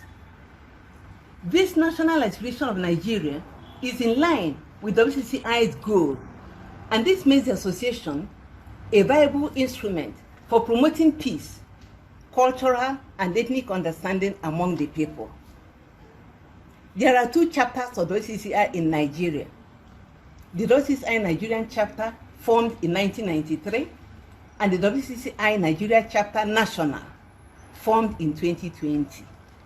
The establishment of a second chapter was necessitated by the need to effectively consolidate with the WCCI International, as well as involve as many citizens as possible in working towards the fulfillment of WCCI's overall vision and mission of transforming all aspects of violence into cultures of peace. This involvement will empower more people with the relevant knowledge to contribute to the establishment of peace in the minds of learners and other citizens. Nigeria, as a country, is home to 144 universities, 104 polytechnics, and 152 colleges of education. And these institutions are potential areas of operation for the two chapters of the WCCI. The board members of the WCCI Nigeria Chapter National are presently making effort to promote youth WCCI membership. so as to bring the youth on board in the process of spreading the WCCI message of peace throughout the nation. It is hoped that this online celebration of the 50th anniversary of WCCI will, in fact, attract more youth membership to the association. At 50, WCCI is no longer a child. Consequently, efforts will be made to ensure that WCCI performs more strategically as an NGO that has a special consultative status with the Economic and Social Council of the United Nations, ECOSOC. Thank you. WCCI is a significant part of my life's journey because of the memorable conferences and advocacies that I have participated, the places and pilgrimage sites that I have visited, and most importantly, the people I met, whom I consider as treasured colleagues and friends. On the occasion of WCCI's 50th anniversary, I relish its illustrious history as a transnational educational organization committed to advancing the achievement of a just and peaceful world community. This is indeed a noble mission which has borne much fruits. The golden years of WCCI's existence deserve accolade as it bannered relevant contribution to peace education, global citizenship education, quality education, sustainable development, and promoting the goals and advocacies of the United Nations. Certainly, WCCI has carved a name for itself in terms of invaluable contributions in touching lives, promoting relevant and holistic education aligned with social advocacies, and in being a catalyst for social transformation and in shaping a better world. I pray and hope that WCCI will continue to be blessed with committed and selfless leaders and members, and will expand in membership and notable projects and undertakings in pursuing the WCCI mission. Praise God for all that has been, is now, and will be. Long live WCCI. And before I express my thanks to the three board members, I'd like to now also invite Amy Garon, who is the president and co-founder of the Golden Valley School and also a former president of the Philippine chapter. Amy, please. Thank you, President To. Greetings. Happy anniversary, everyone. I join you and everybody in this great celebration of our 50th founding anniversary. We all contributed to why WCCI has become a formidable NGO of the United Nations in consultative status for the Economic and Social Council. It is difficult to believe that 50 years had passed, and I have been a member for 36 years now. Had become a lifetime member many years ago.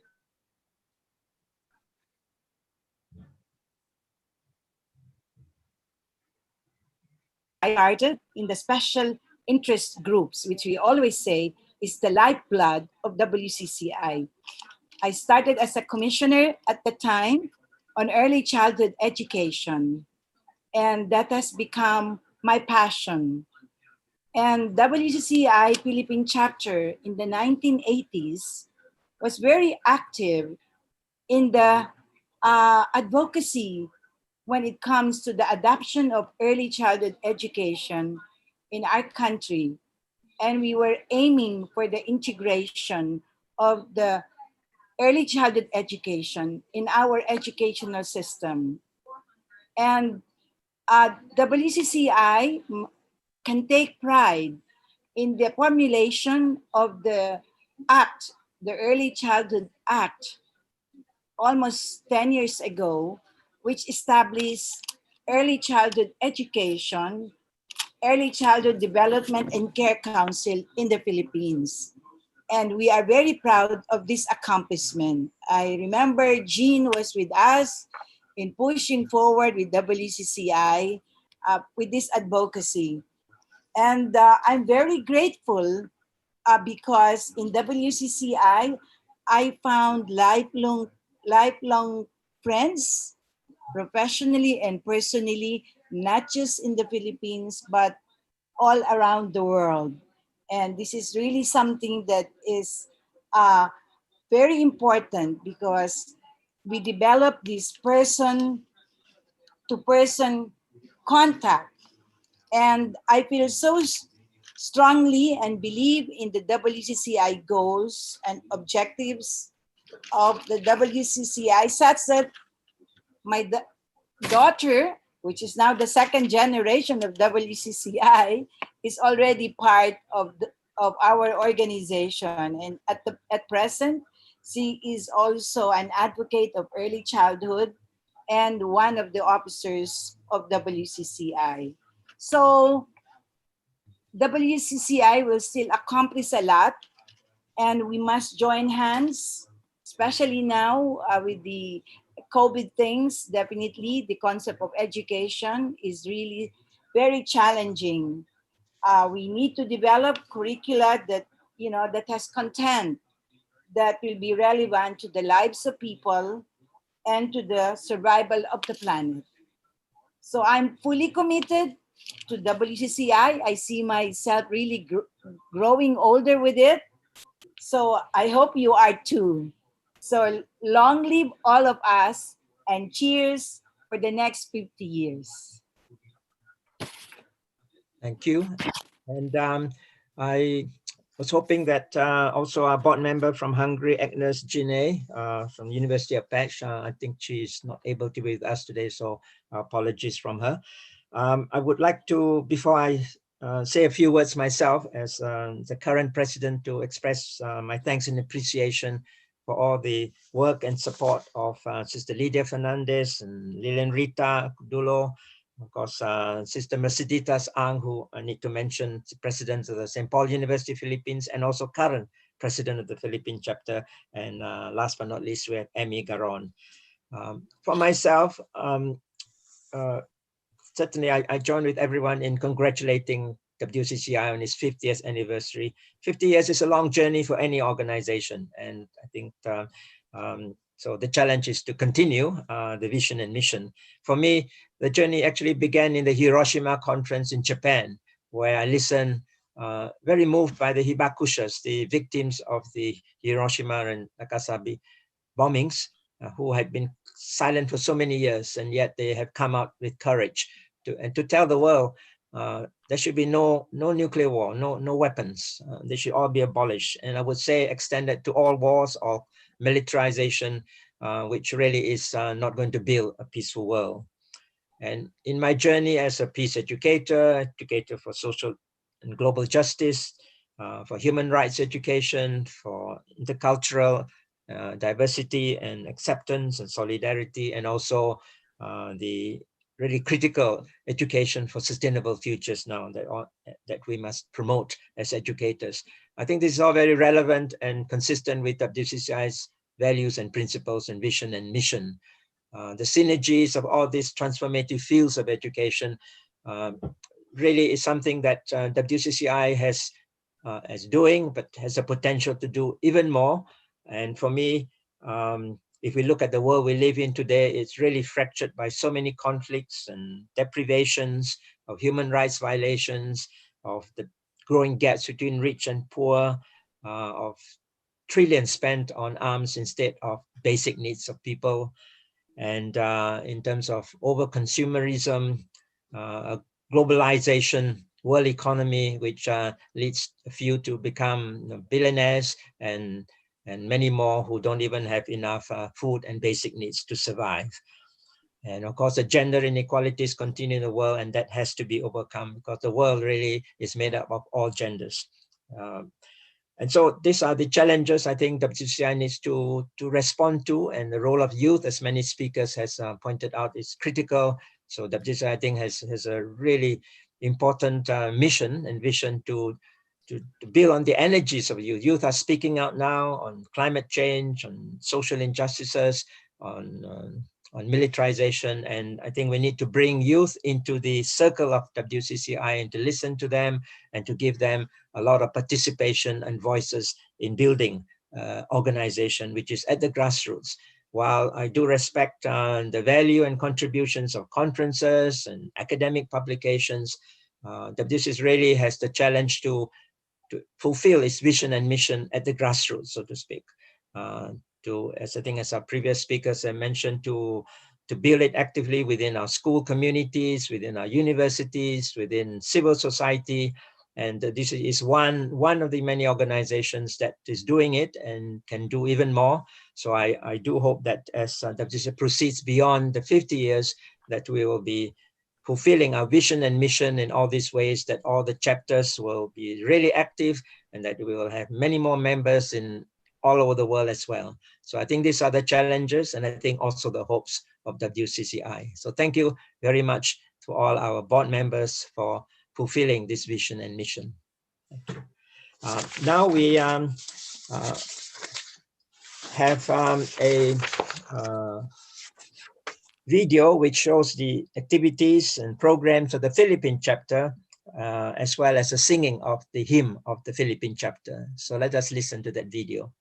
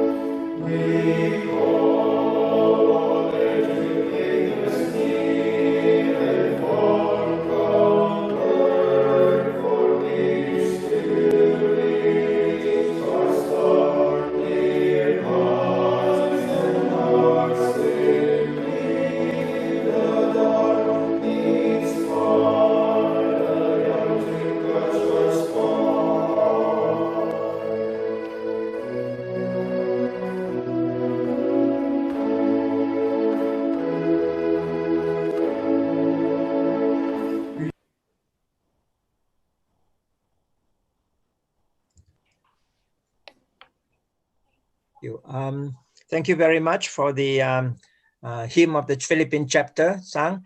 And is there a video on the Philippine programs and activities chapter? Is there a video Yes, no more. So That's we'll it. proceed to the Philippine video now, please.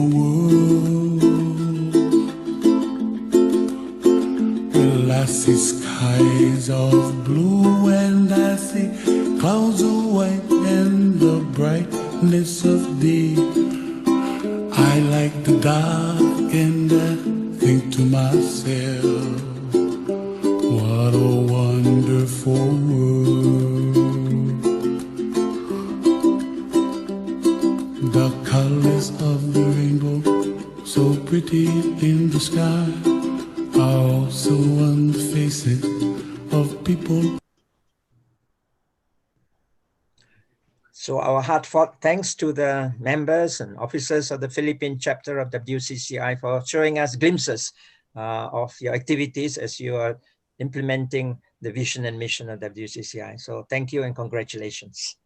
Thank you. So let us now invite another 3 members of the current executive board to share their reflections. Preeti Jain, the manager at Drishti, Dr. R.C. Jain, Innovative Public School in India, Martin Royin, who's been active in the Peace for the Afghans NGO, also in the USA, and will present, and maybe Salt Zemeskeri, I'm not sure yet, but anyway, Preeti, please, and then Martin. Thank you. Thank you, Sohail. Greetings to all. Congratulations, Dr. Sohail and Joyous and the team for hosting this golden conference. Though we are not there presenting, meeting each other in physical form, but I feel this has generated the same vibe, the same energy, which we actually generate when we meet each other. That's what WCCI is to me. I have been a lifetime member of WCCI since 2014. Though I'm a baby to the members over here, just 6 years of my life, but then I was treated and respected very much over here. I today would take an opportunity to share my thoughts on WCCI. WCCI came to me as a platform where I found my vision. I believe in peace, love, and care, where all these three I found under one platform, that was WCCI. And the day Mrs. Alawat introduced me to the first conference at San Diego in 2014, I knew it was it. It was it. Though I am a manager of a school, I am not into touch, but then I am with them into the system of education. And I truly believe that if our children have love, peace, and care, they can become the best societal members in the future. That's what we look out for. WCCI has been a unique and inclusive organization. The special interest groups is the built-up force of WCCI. WCCI is a family. It not only welcomed me with a big heart at the conference, but the honor given to me was awesome here.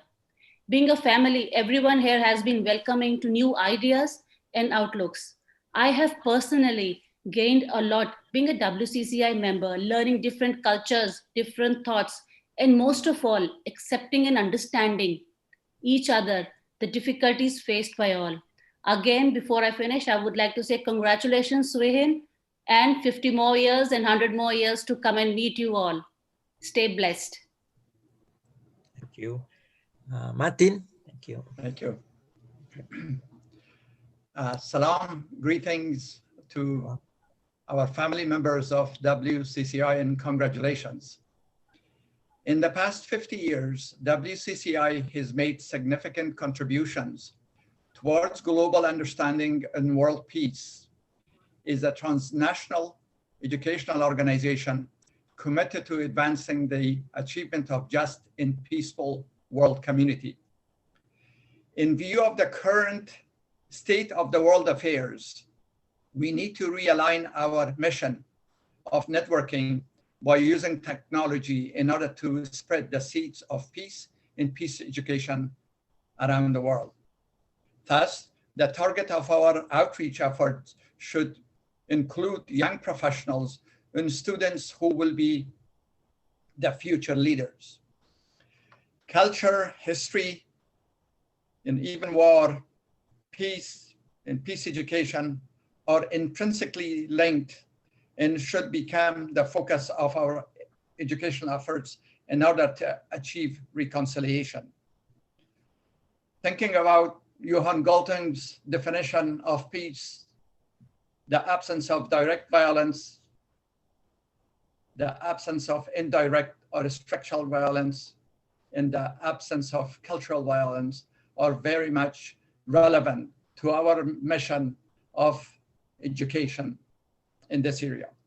But before we do anything else, there is an expression that charity starts at home.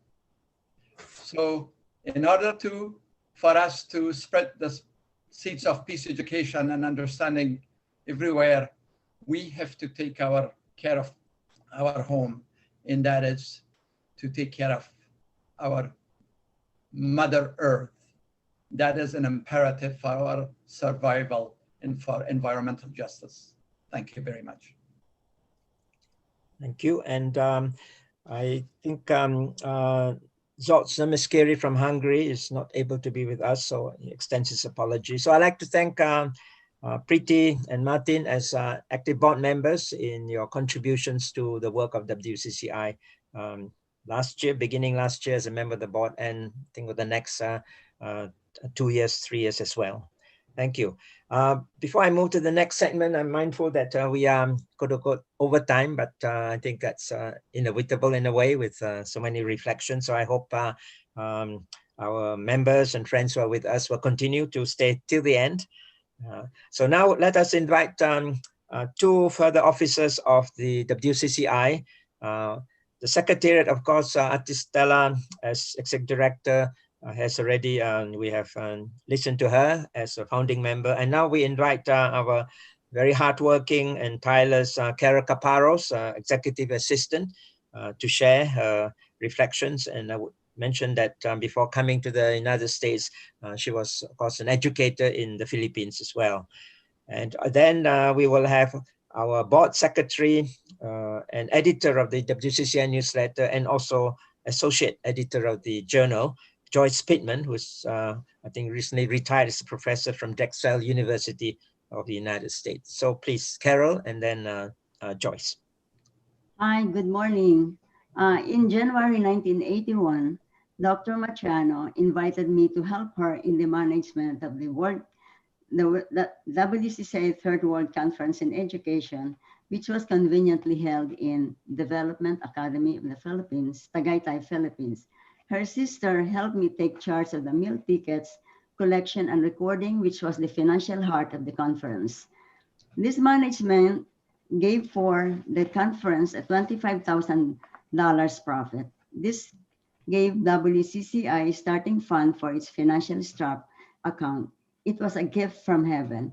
The WCCI officers were very pleased with the financial report I submitted. Dr. Maciano asked me to come with her to Cincinnati. I joined her at the University of Cincinnati in January 1981. We went to New York City and made a personal financial report to WCCI Treasurer Dr. Barbara Mason at a meeting in Teachers College, Columbia University. She was very pleased to finally have money in the WCCI account. We also attended the WCCI meeting at ASCD National Conference in St. Louis, Missouri to make the same report. They were so pleased WCCI was finally solvent. They cannot believe WCCI finally came to this stable financial status. The years that followed were truly full-time and devoted service to WCCI on top of my job at the university. I can only look at all these years as the devoted WCCI service years. What I have learned and gained from these WCCI years are many and of great value, and perhaps too many to enumerate, but perhaps some golden values I can summarize and enumerate. Since the Tagaytay Conference, I have been attending the WCCI conferences except in Cairo and Thailand. I look forward to many years with WCCI and hoping to have more chapters in the years ahead. Thank you. Thank you. Greetings. Joyce. My name is Dr. Joyce Pittman, and these are my reflections of working with WCCI for the last 20 years. It is with a grateful heart that I express that it has been a privilege to serve and to be a member of WCCI for over 20 years now. Since first joining the organization in 1999, while I was an assistant professor at the University of Cincinnati, I became very excited about the growth and development opportunities offered by WCCI. WCCI has provided me with this unique opportunity that was given to me since 2015 to serve as the board secretary, editor-in-chief of the WCCI newsletter, and associate editor of the WCCI journal. In my roles, I plan to continue dedicating my time to develop proper directions for the scholarly publications as we move into the next generation. All areas of basic and clinical science submissions related to the mission of WCCI will receive respectful attention by myself and the editorial board members that support these efforts. I strongly encourage all of you in the field of curriculum instruction and related areas, peace education, global education, and citizenship, to submit high quality publications to be considered for future publishing in one of our most important publications, which is our journal, as well as the newsletter. There are some important events going on currently affecting our field, including the global pandemic. We have produced one global pandemic issue and are currently working on our second issue. And we encourage you to strongly get involved relating issues, your articles to issues such as social justice, humanistic education, and educational equity. Our goal is to achieve a reputable publication that will be highly respected and commonly referenced by scholars worldwide. I thank everyone, especially our leadership and WCCI members, for your wonderful contributions over the past 50 years. It has been a pleasure serving you. Thank you.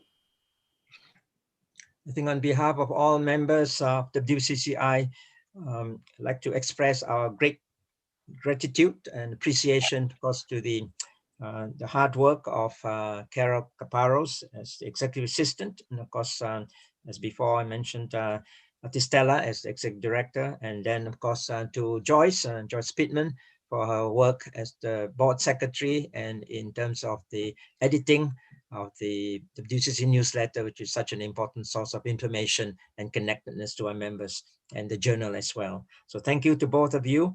And now we come to this very significant moment in the program, which is honoring Estela Matriano on her retirement as Executive Director of the WCCI, which has served for since 1993. And here I'd like to extend a warm welcome to Martin Royin, a member of our board, who will be the MC for this tribute segment. Martin.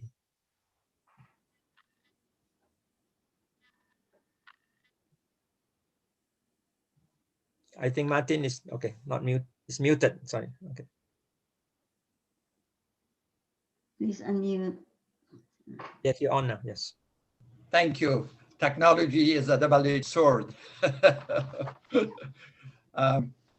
Greetings again. Thank you very much, Swehan. It is a great honor for me to facilitate the well-deserved tributes honoring my mentor, teacher, colleague, and friend, Dr. Matriano, by a number of our esteemed colleagues. First, I would like to invite Ambassador Anwarul Karim Chaudhary to present his tribute to Dr. Matriano.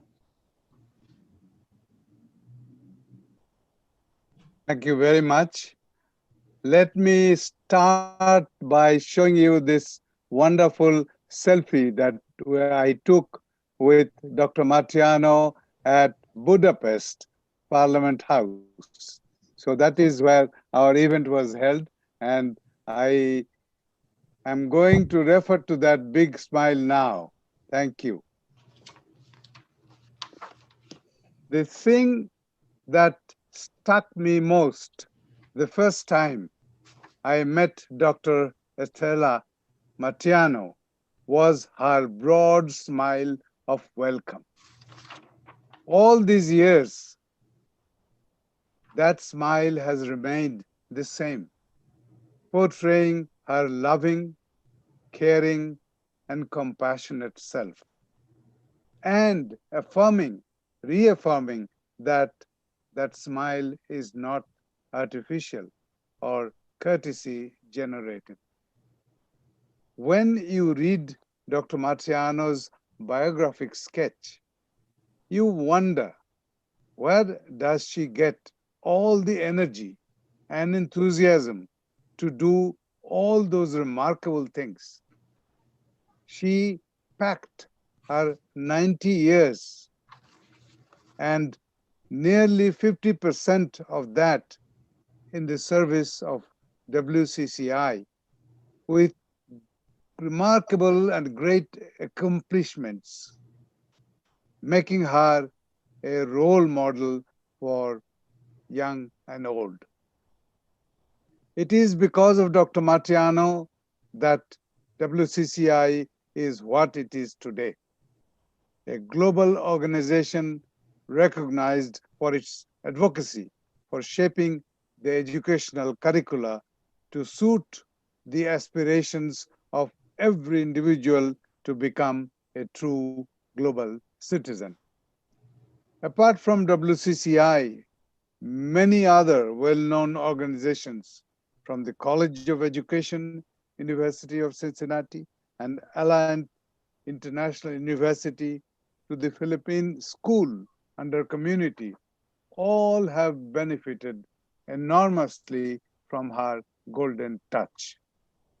In an interview on the Philippine School, of which Dr. Matriano is the executive director and co-founder, she asserted that, and I quote her, Our goal is to educate, awaken, and empower. A native of the Philippines and acclaimed as a world-renowned Filipino American educator, Dr. Matriano's attachment to her homeland is something which many of us need to learn from. I am charmed when she articulates that attachment by saying, and I quote her, "I always say I may have left the country, but I never left the Philippines." End of quote. The concept of bayanihan is the Filipino schools' primary tool as it attempts to reconnect Filipinos to their heritage. And she also later on elaborated to say, and I quote her, "Wherever we are, we still carry the concept of bayan, the idea of the Philippines as our home. And when we help our community collectively as a community, that is bayanihan." End of quote. Those are the words of a mentor, of a motivator, a mobilizer, a mediator, a mover and shaker, a modern day Maria Montessori, our very beloved Dr. Estela Matriano. Thank you. Ambassador Chaudhary, thank you very much for those beautiful remarks. At this stage, I think it's my turn to say a few words about Dr. Matriano. Ladies and gentlemen, it is difficult to talk about the depth and breadth of a relationship that started 45 years ago in 1 or 2 minutes honoring Dr. Matriano. In mid-70s, I had the privilege of meeting Dr. Matriano at the College of Education, University of Cincinnati during my studies as a graduate student. This journey began with her guidance and mentorship of my PhD studies in serving as an important member of my dissertation committee. Since 1970s, Dr. Matriano has been an elder member of my tribe at home. My wife, Charlotte, and I not only love her as a superb human being, but also have a tremendous amount of respect for her keen intellect, scholarship, and service leadership, which is a rare quality among most leaders. Dr. Matriano, you will always have a special place in our hearts. You have dedicated your entire career as a gardener, planting the seeds of understanding, empathy, love, and peace among your extended tribes all over the world. Words alone cannot express the depth of my family emotions and love towards you. Congratulations, this is your moment. We salute you for everything you have done during all these years. Thank you very much. And now I would like to move on to some subsequent videos that our esteemed college will be honoring Dr. Matriano. And I would like to mention Sister Merceditas, President of St. Paul University of the Philippines, Buddy Riordan, founder, International Institute of Peace Education and former Executive Secretary of WCCI, Norm Overly, Professor Emeritus School of Education, Indiana University, and former President of WCCI, and Karen Webb, President, Union Institute University. So we will go ahead with those videos, and then it would be followed by a special song that has been prepared. And I would like to thank in advance Arnold Nepomuceno in the Philippines for connecting us to the great artist Joanna and with the pianist. So we will proceed from here. Thank you.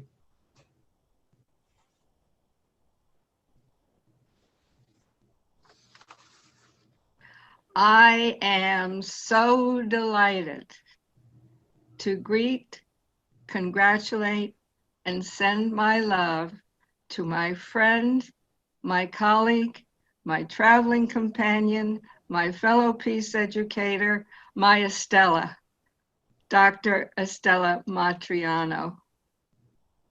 Estella has kept Alice Miles' dream alive. Estella has been the energy that brought WCCI together again and again through the years. And Estella has been an inspiration to me because of her commitment and how she has dedicated herself so to the health and purposes of this organization. We go back a long way, Stella and I. We met very shortly after the Asilomar conference, and we found very quickly that we had some very strong common values. And we took those values into our professional collaborations. We took them into many joyous occasions.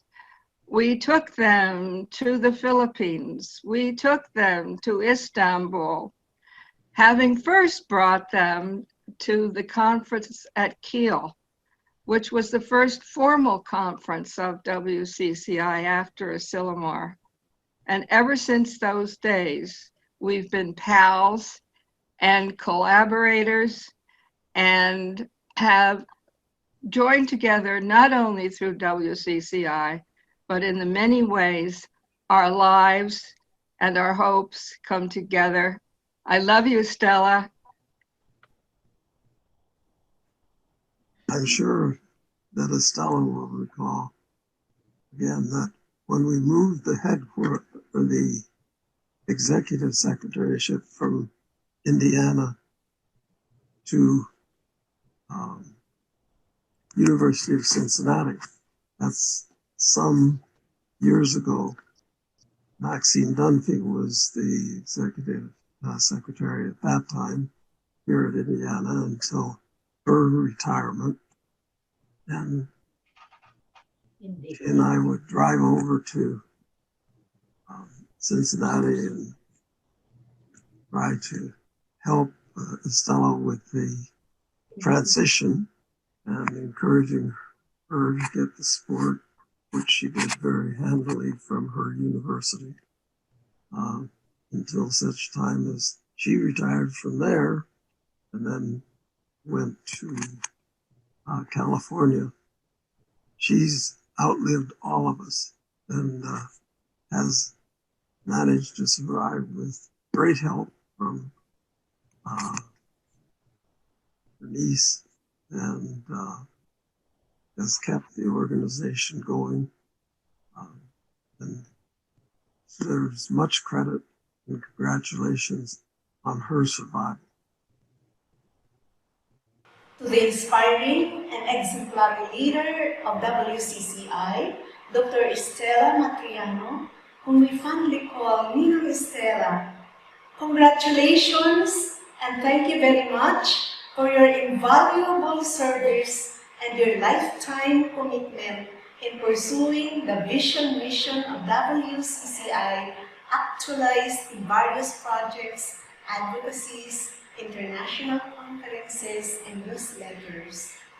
Through the years, as Executive Director, you have served with utmost dedication and greatly contributed in elevating WCCI to its international status and regional expansion of membership. You will always be a good example of visionary leadership unconditional service, values and spirituality, culture and arts, and lifelong learning. May God reward you 100-fold with abundant blessings of love, joy, peace, good health, and fulfillment. Hello, everyone. And to you, Dr. Matriano, mabuhay. You are amazing, and you are an invaluable treasure to all of us who know you. It is such an honor for me to bring greetings and congratulations from the International Union Institute and University community on this, the 50th anniversary of our wonderful WCCI.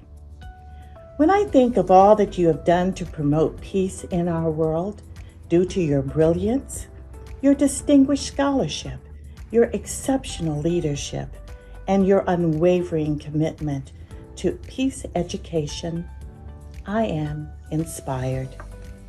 It was a blessed day many years ago, Dr. Matriano, when Dr. Karen McClay-Dade introduced me to you and Ms. Carol Caparos, and of course to our wonderful World Council for Curriculum and Instruction.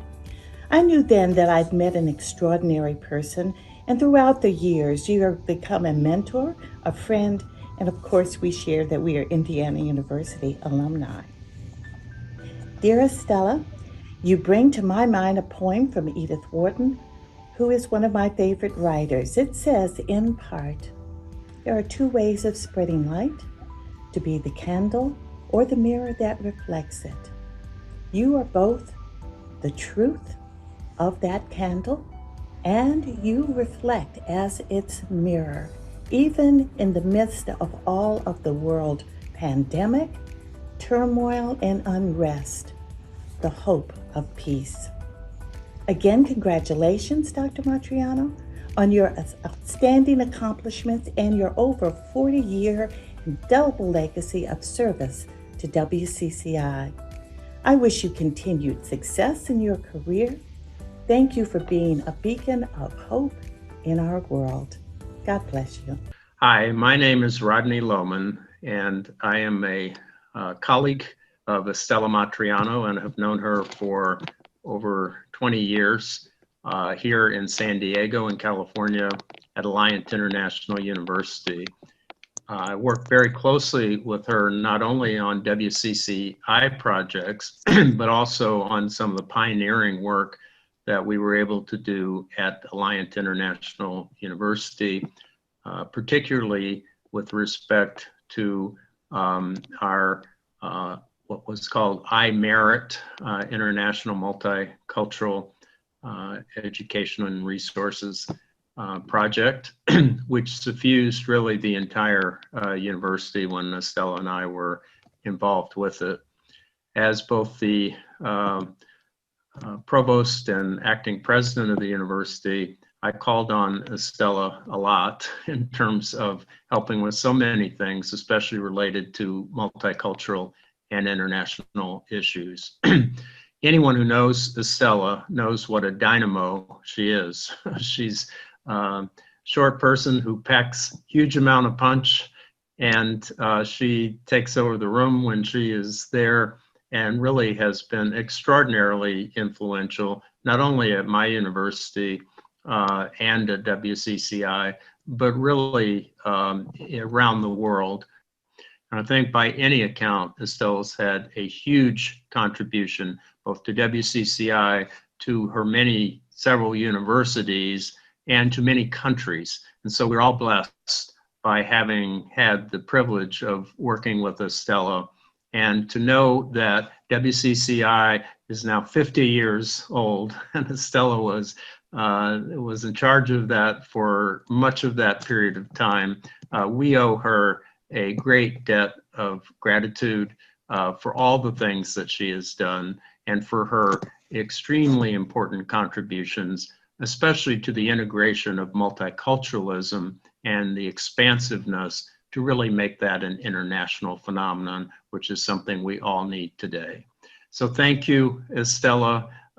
You've been such a great friend, such a helper, such a great person to bring people together. And we really salute your contributions, both to WCCI and to all of us, both individually and professional. So thank you, Estela.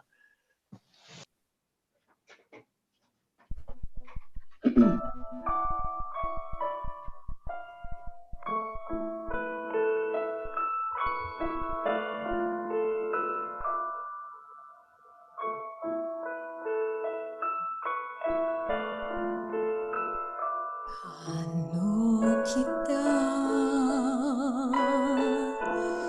mapasasalamatan sa puso mong labis na nagbigay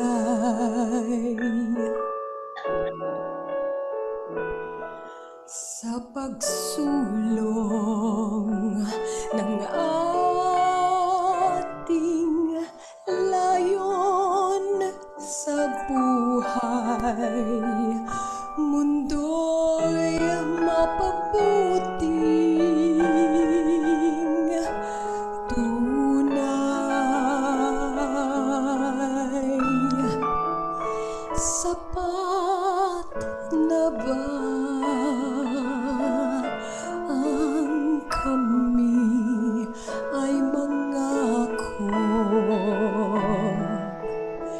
Mananatili ka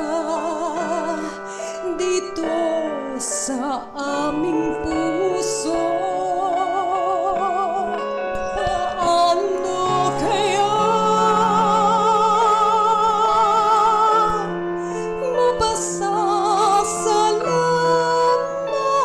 mapasasalamatan sa huwaran niyong paglilingkod sa WCCI.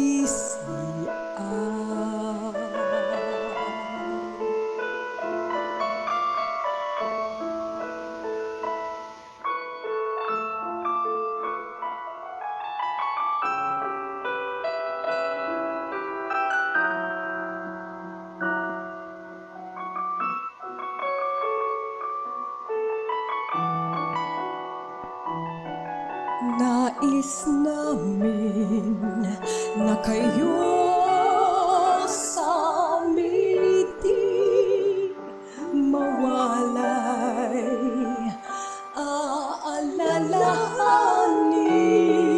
Aalalahanin ang inyong gabay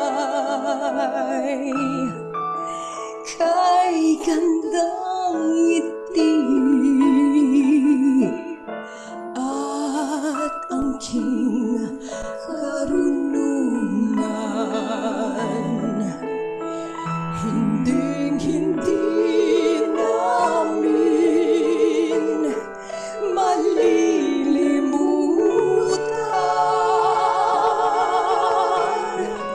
Paano kaya mapasasalamatan?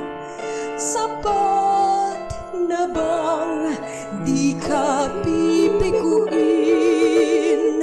Sapat na bang ituloy mithiin?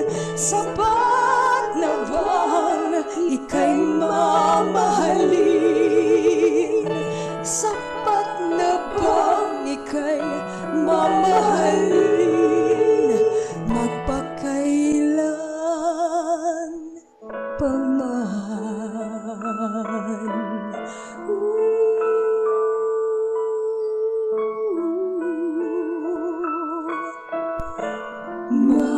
Magpakailan pa man.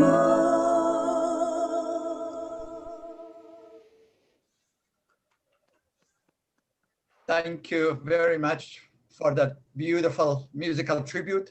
I must thank Rodney Lohman, Distinguished Professor of Emeritus of Alliance University, I did not scroll down enough to see his name. So thank you. And now I would like to turn over to Swihan. Thank you very much, Martin. And that's what a wonderful, moving song. Before I present our certificate appreciation to Artistella Matriano, I'd like to say a few words myself of gratitude. I'm truly grateful for Artistella's over the years for her compassion, her kindness, her mentorship, her friendship, and of course also inspiring and empowering me to be involved in WCCI. And it is truly through her encouragement that I've been able to develop my work as a peace educator and in other fields of transformative education. So maraming salamat po to Artistella. And now I'd like to, on behalf of the WCCI membership all over the world, present this certificate of appreciation to Dr. Stella Matriano. And it reads, in honor and in deep appreciation of your lifelong contributions and commitment to the fulfillment of WCCI's vision, mission, and goals to promote education for the building of a peaceful, just, inclusive, and sustainable world community. During this special 50th anniversary of WCCI, the leaders and members of the World Council for Curriculum Instruction worldwide are eternally grateful for your inspirational dedication, energies, and service since the founding of WCCI in 1970, and your role as Executive Director of WCCI from 1993 to 2020. Signed by me, To Sui Hin, President of WCCI, on behalf of the Executive Board 2019 to 2022, Jessica Kimmel, Jeromila, Lilian Rita Acudolo, Sister Merceditas Ang, Sister Lydia Fernandez, Amy Garon, Preeti Jain, Agnes Janae, Zos Namaskari, Martin Royin, Joyce Pittman, and Carol Caparos. Signed November 5th, 2020. So I believe Carol is giving the certificate now to Artistella. Congratulations, Artistella. And I'm sure after you retire, your mentorship and guidance for WCCI will always be valued. Thank you. And now, before we move to also a very important segment, there is a song which should have been presented a bit earlier, but I'd like now for us to listen to it. And this is a song called Hamak Kamai, or Joining Hands, which is very appropriate for a celebration and for WCCI's vision. It's composed by a well-known Filipino singer, Yeng Constantino, but sung by a St. Paul University of the Philippines trio. So can we please listen to the song now, Samantha?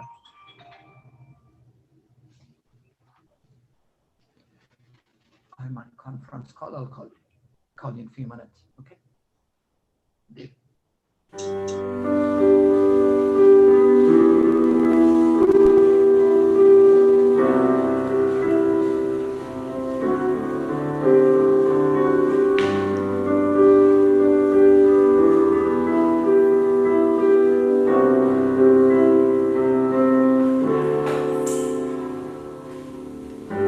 Minsan madarama mo, kaibigan, ng problema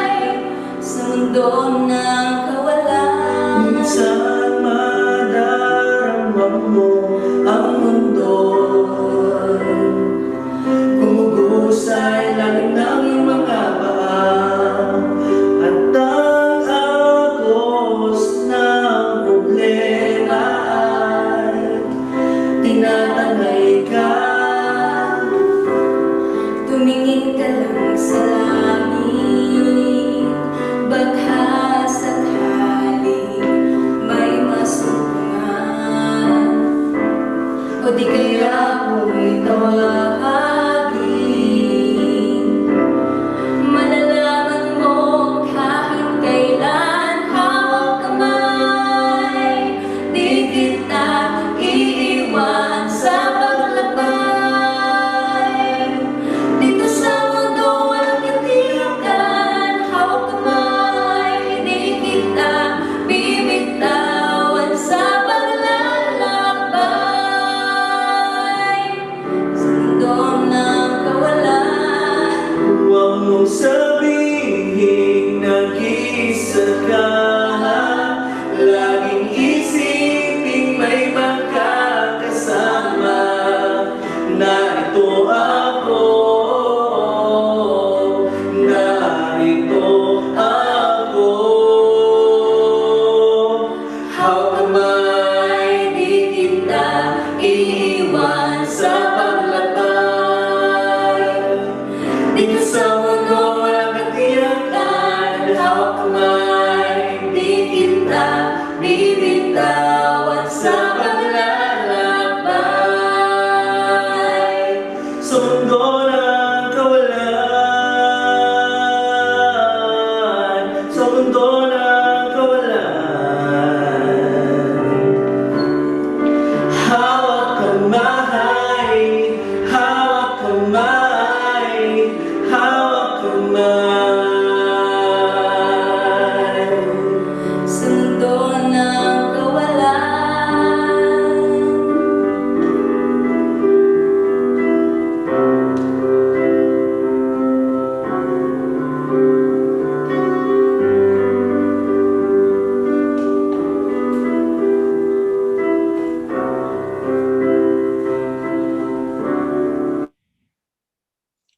Thank you for the song. And now may we call on Dr. Stella Matriano to please respond on the occasion of your retirement and appreciation from WCCI. Please, Ate Stella.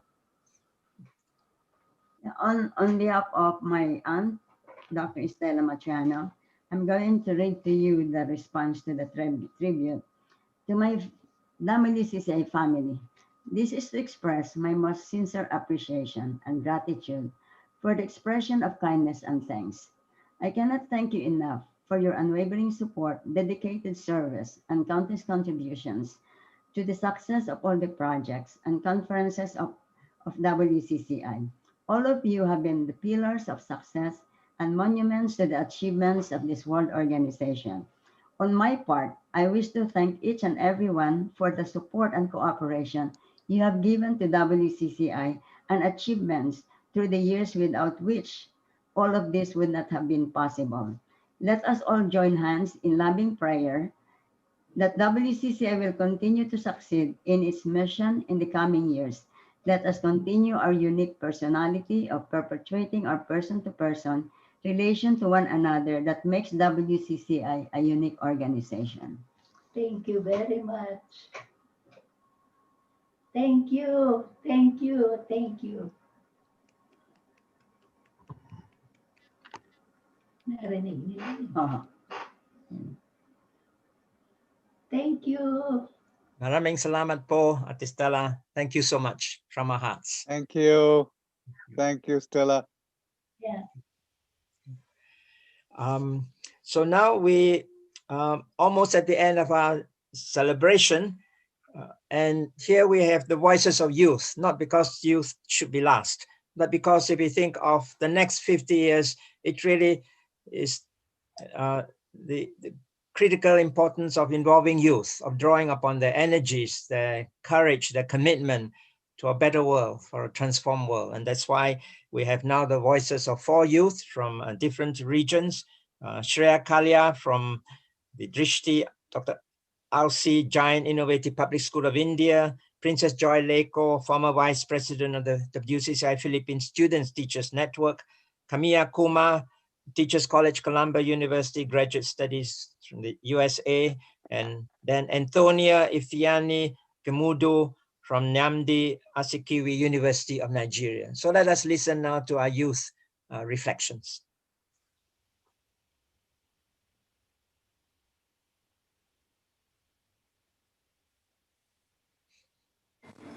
Hi, I'm Shreya from India, and I was part of the 18th WCCI conference in Rome. I really appreciate WCCI's vision and mission as an educational organization to build a world that is peaceful, just, culturally diverse, and sustainable. I hope that WCCI involves more and more young people from across the world in decisions and discussions that should enable us to solve global challenges together.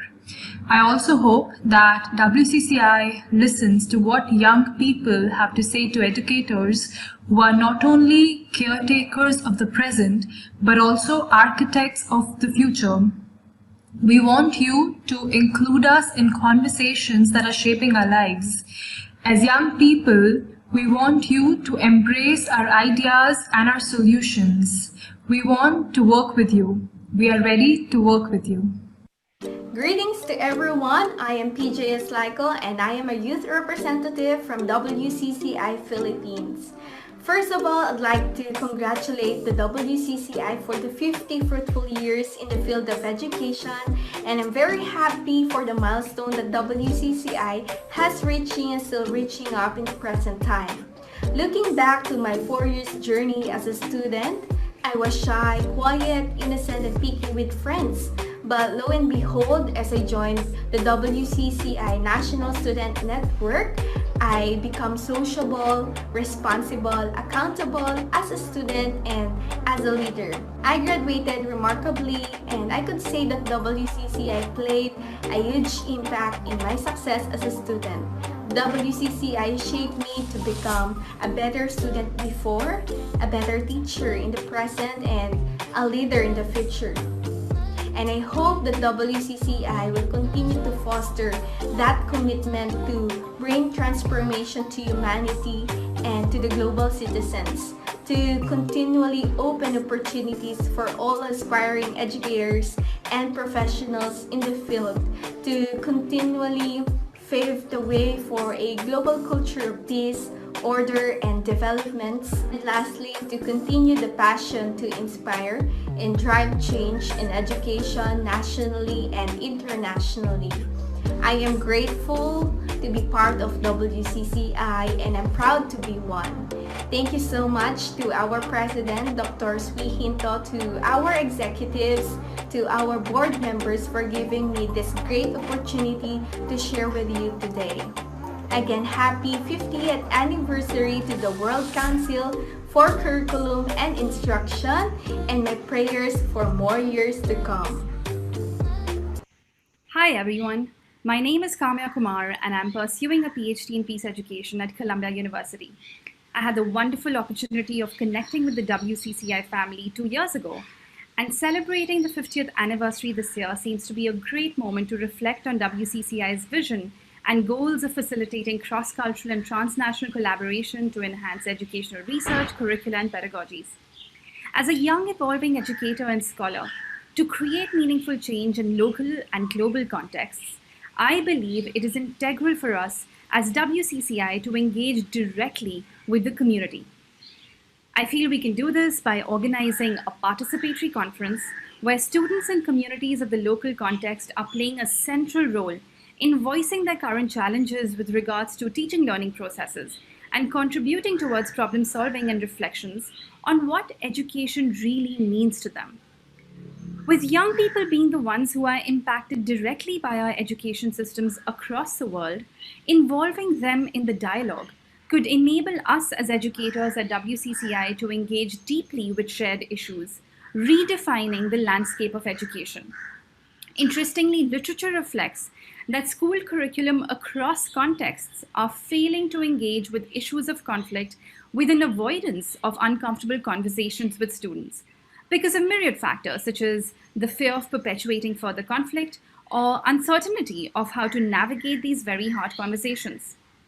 And so with WCCI, opening up space for educators to reflect on our own positionalities could enable us to work with young people to practice constructive democratic conflict and peace building, which is very much aligned with WCCI's vision of creating a peaceful, just, and sustainable world community.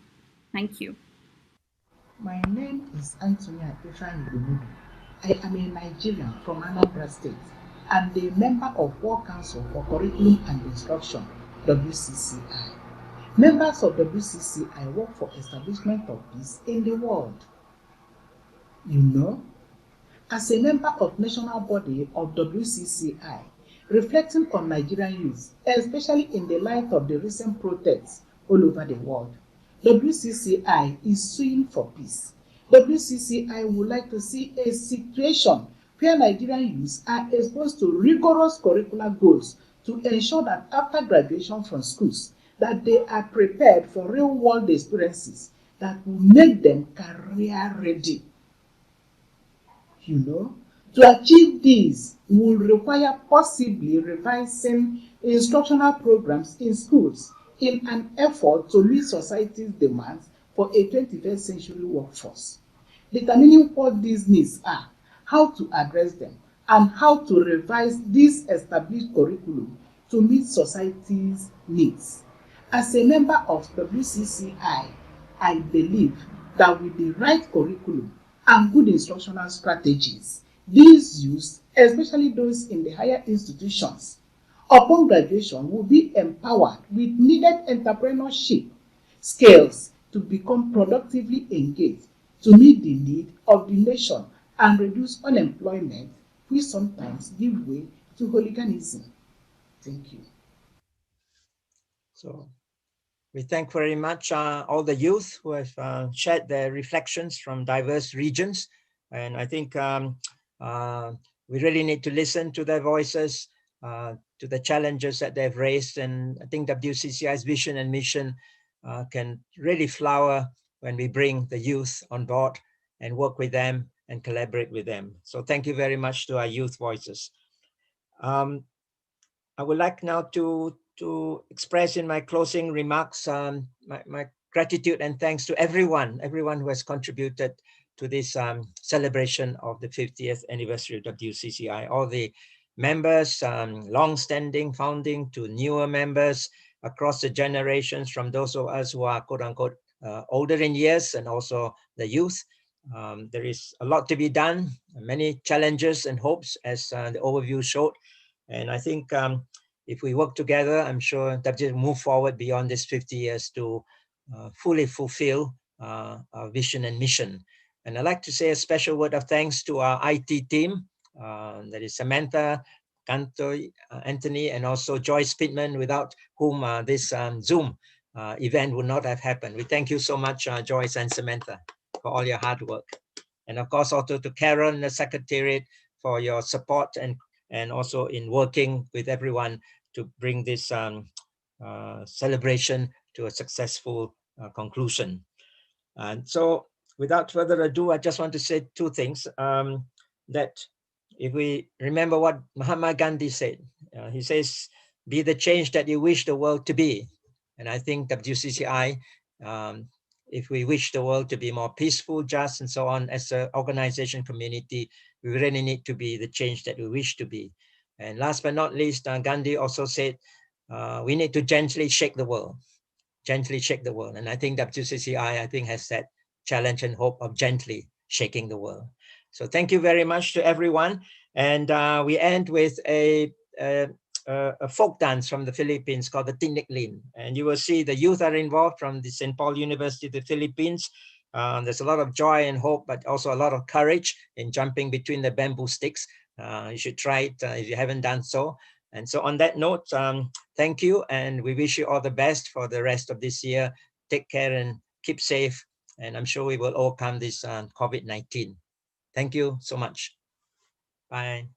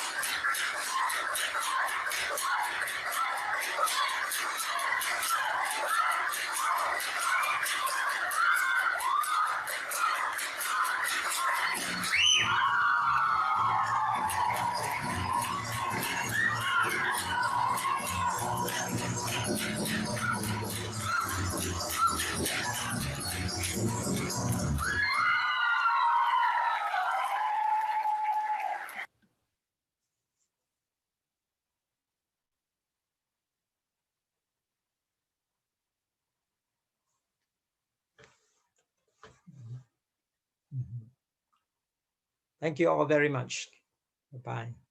Thank you. Thank you. It's a pleasure.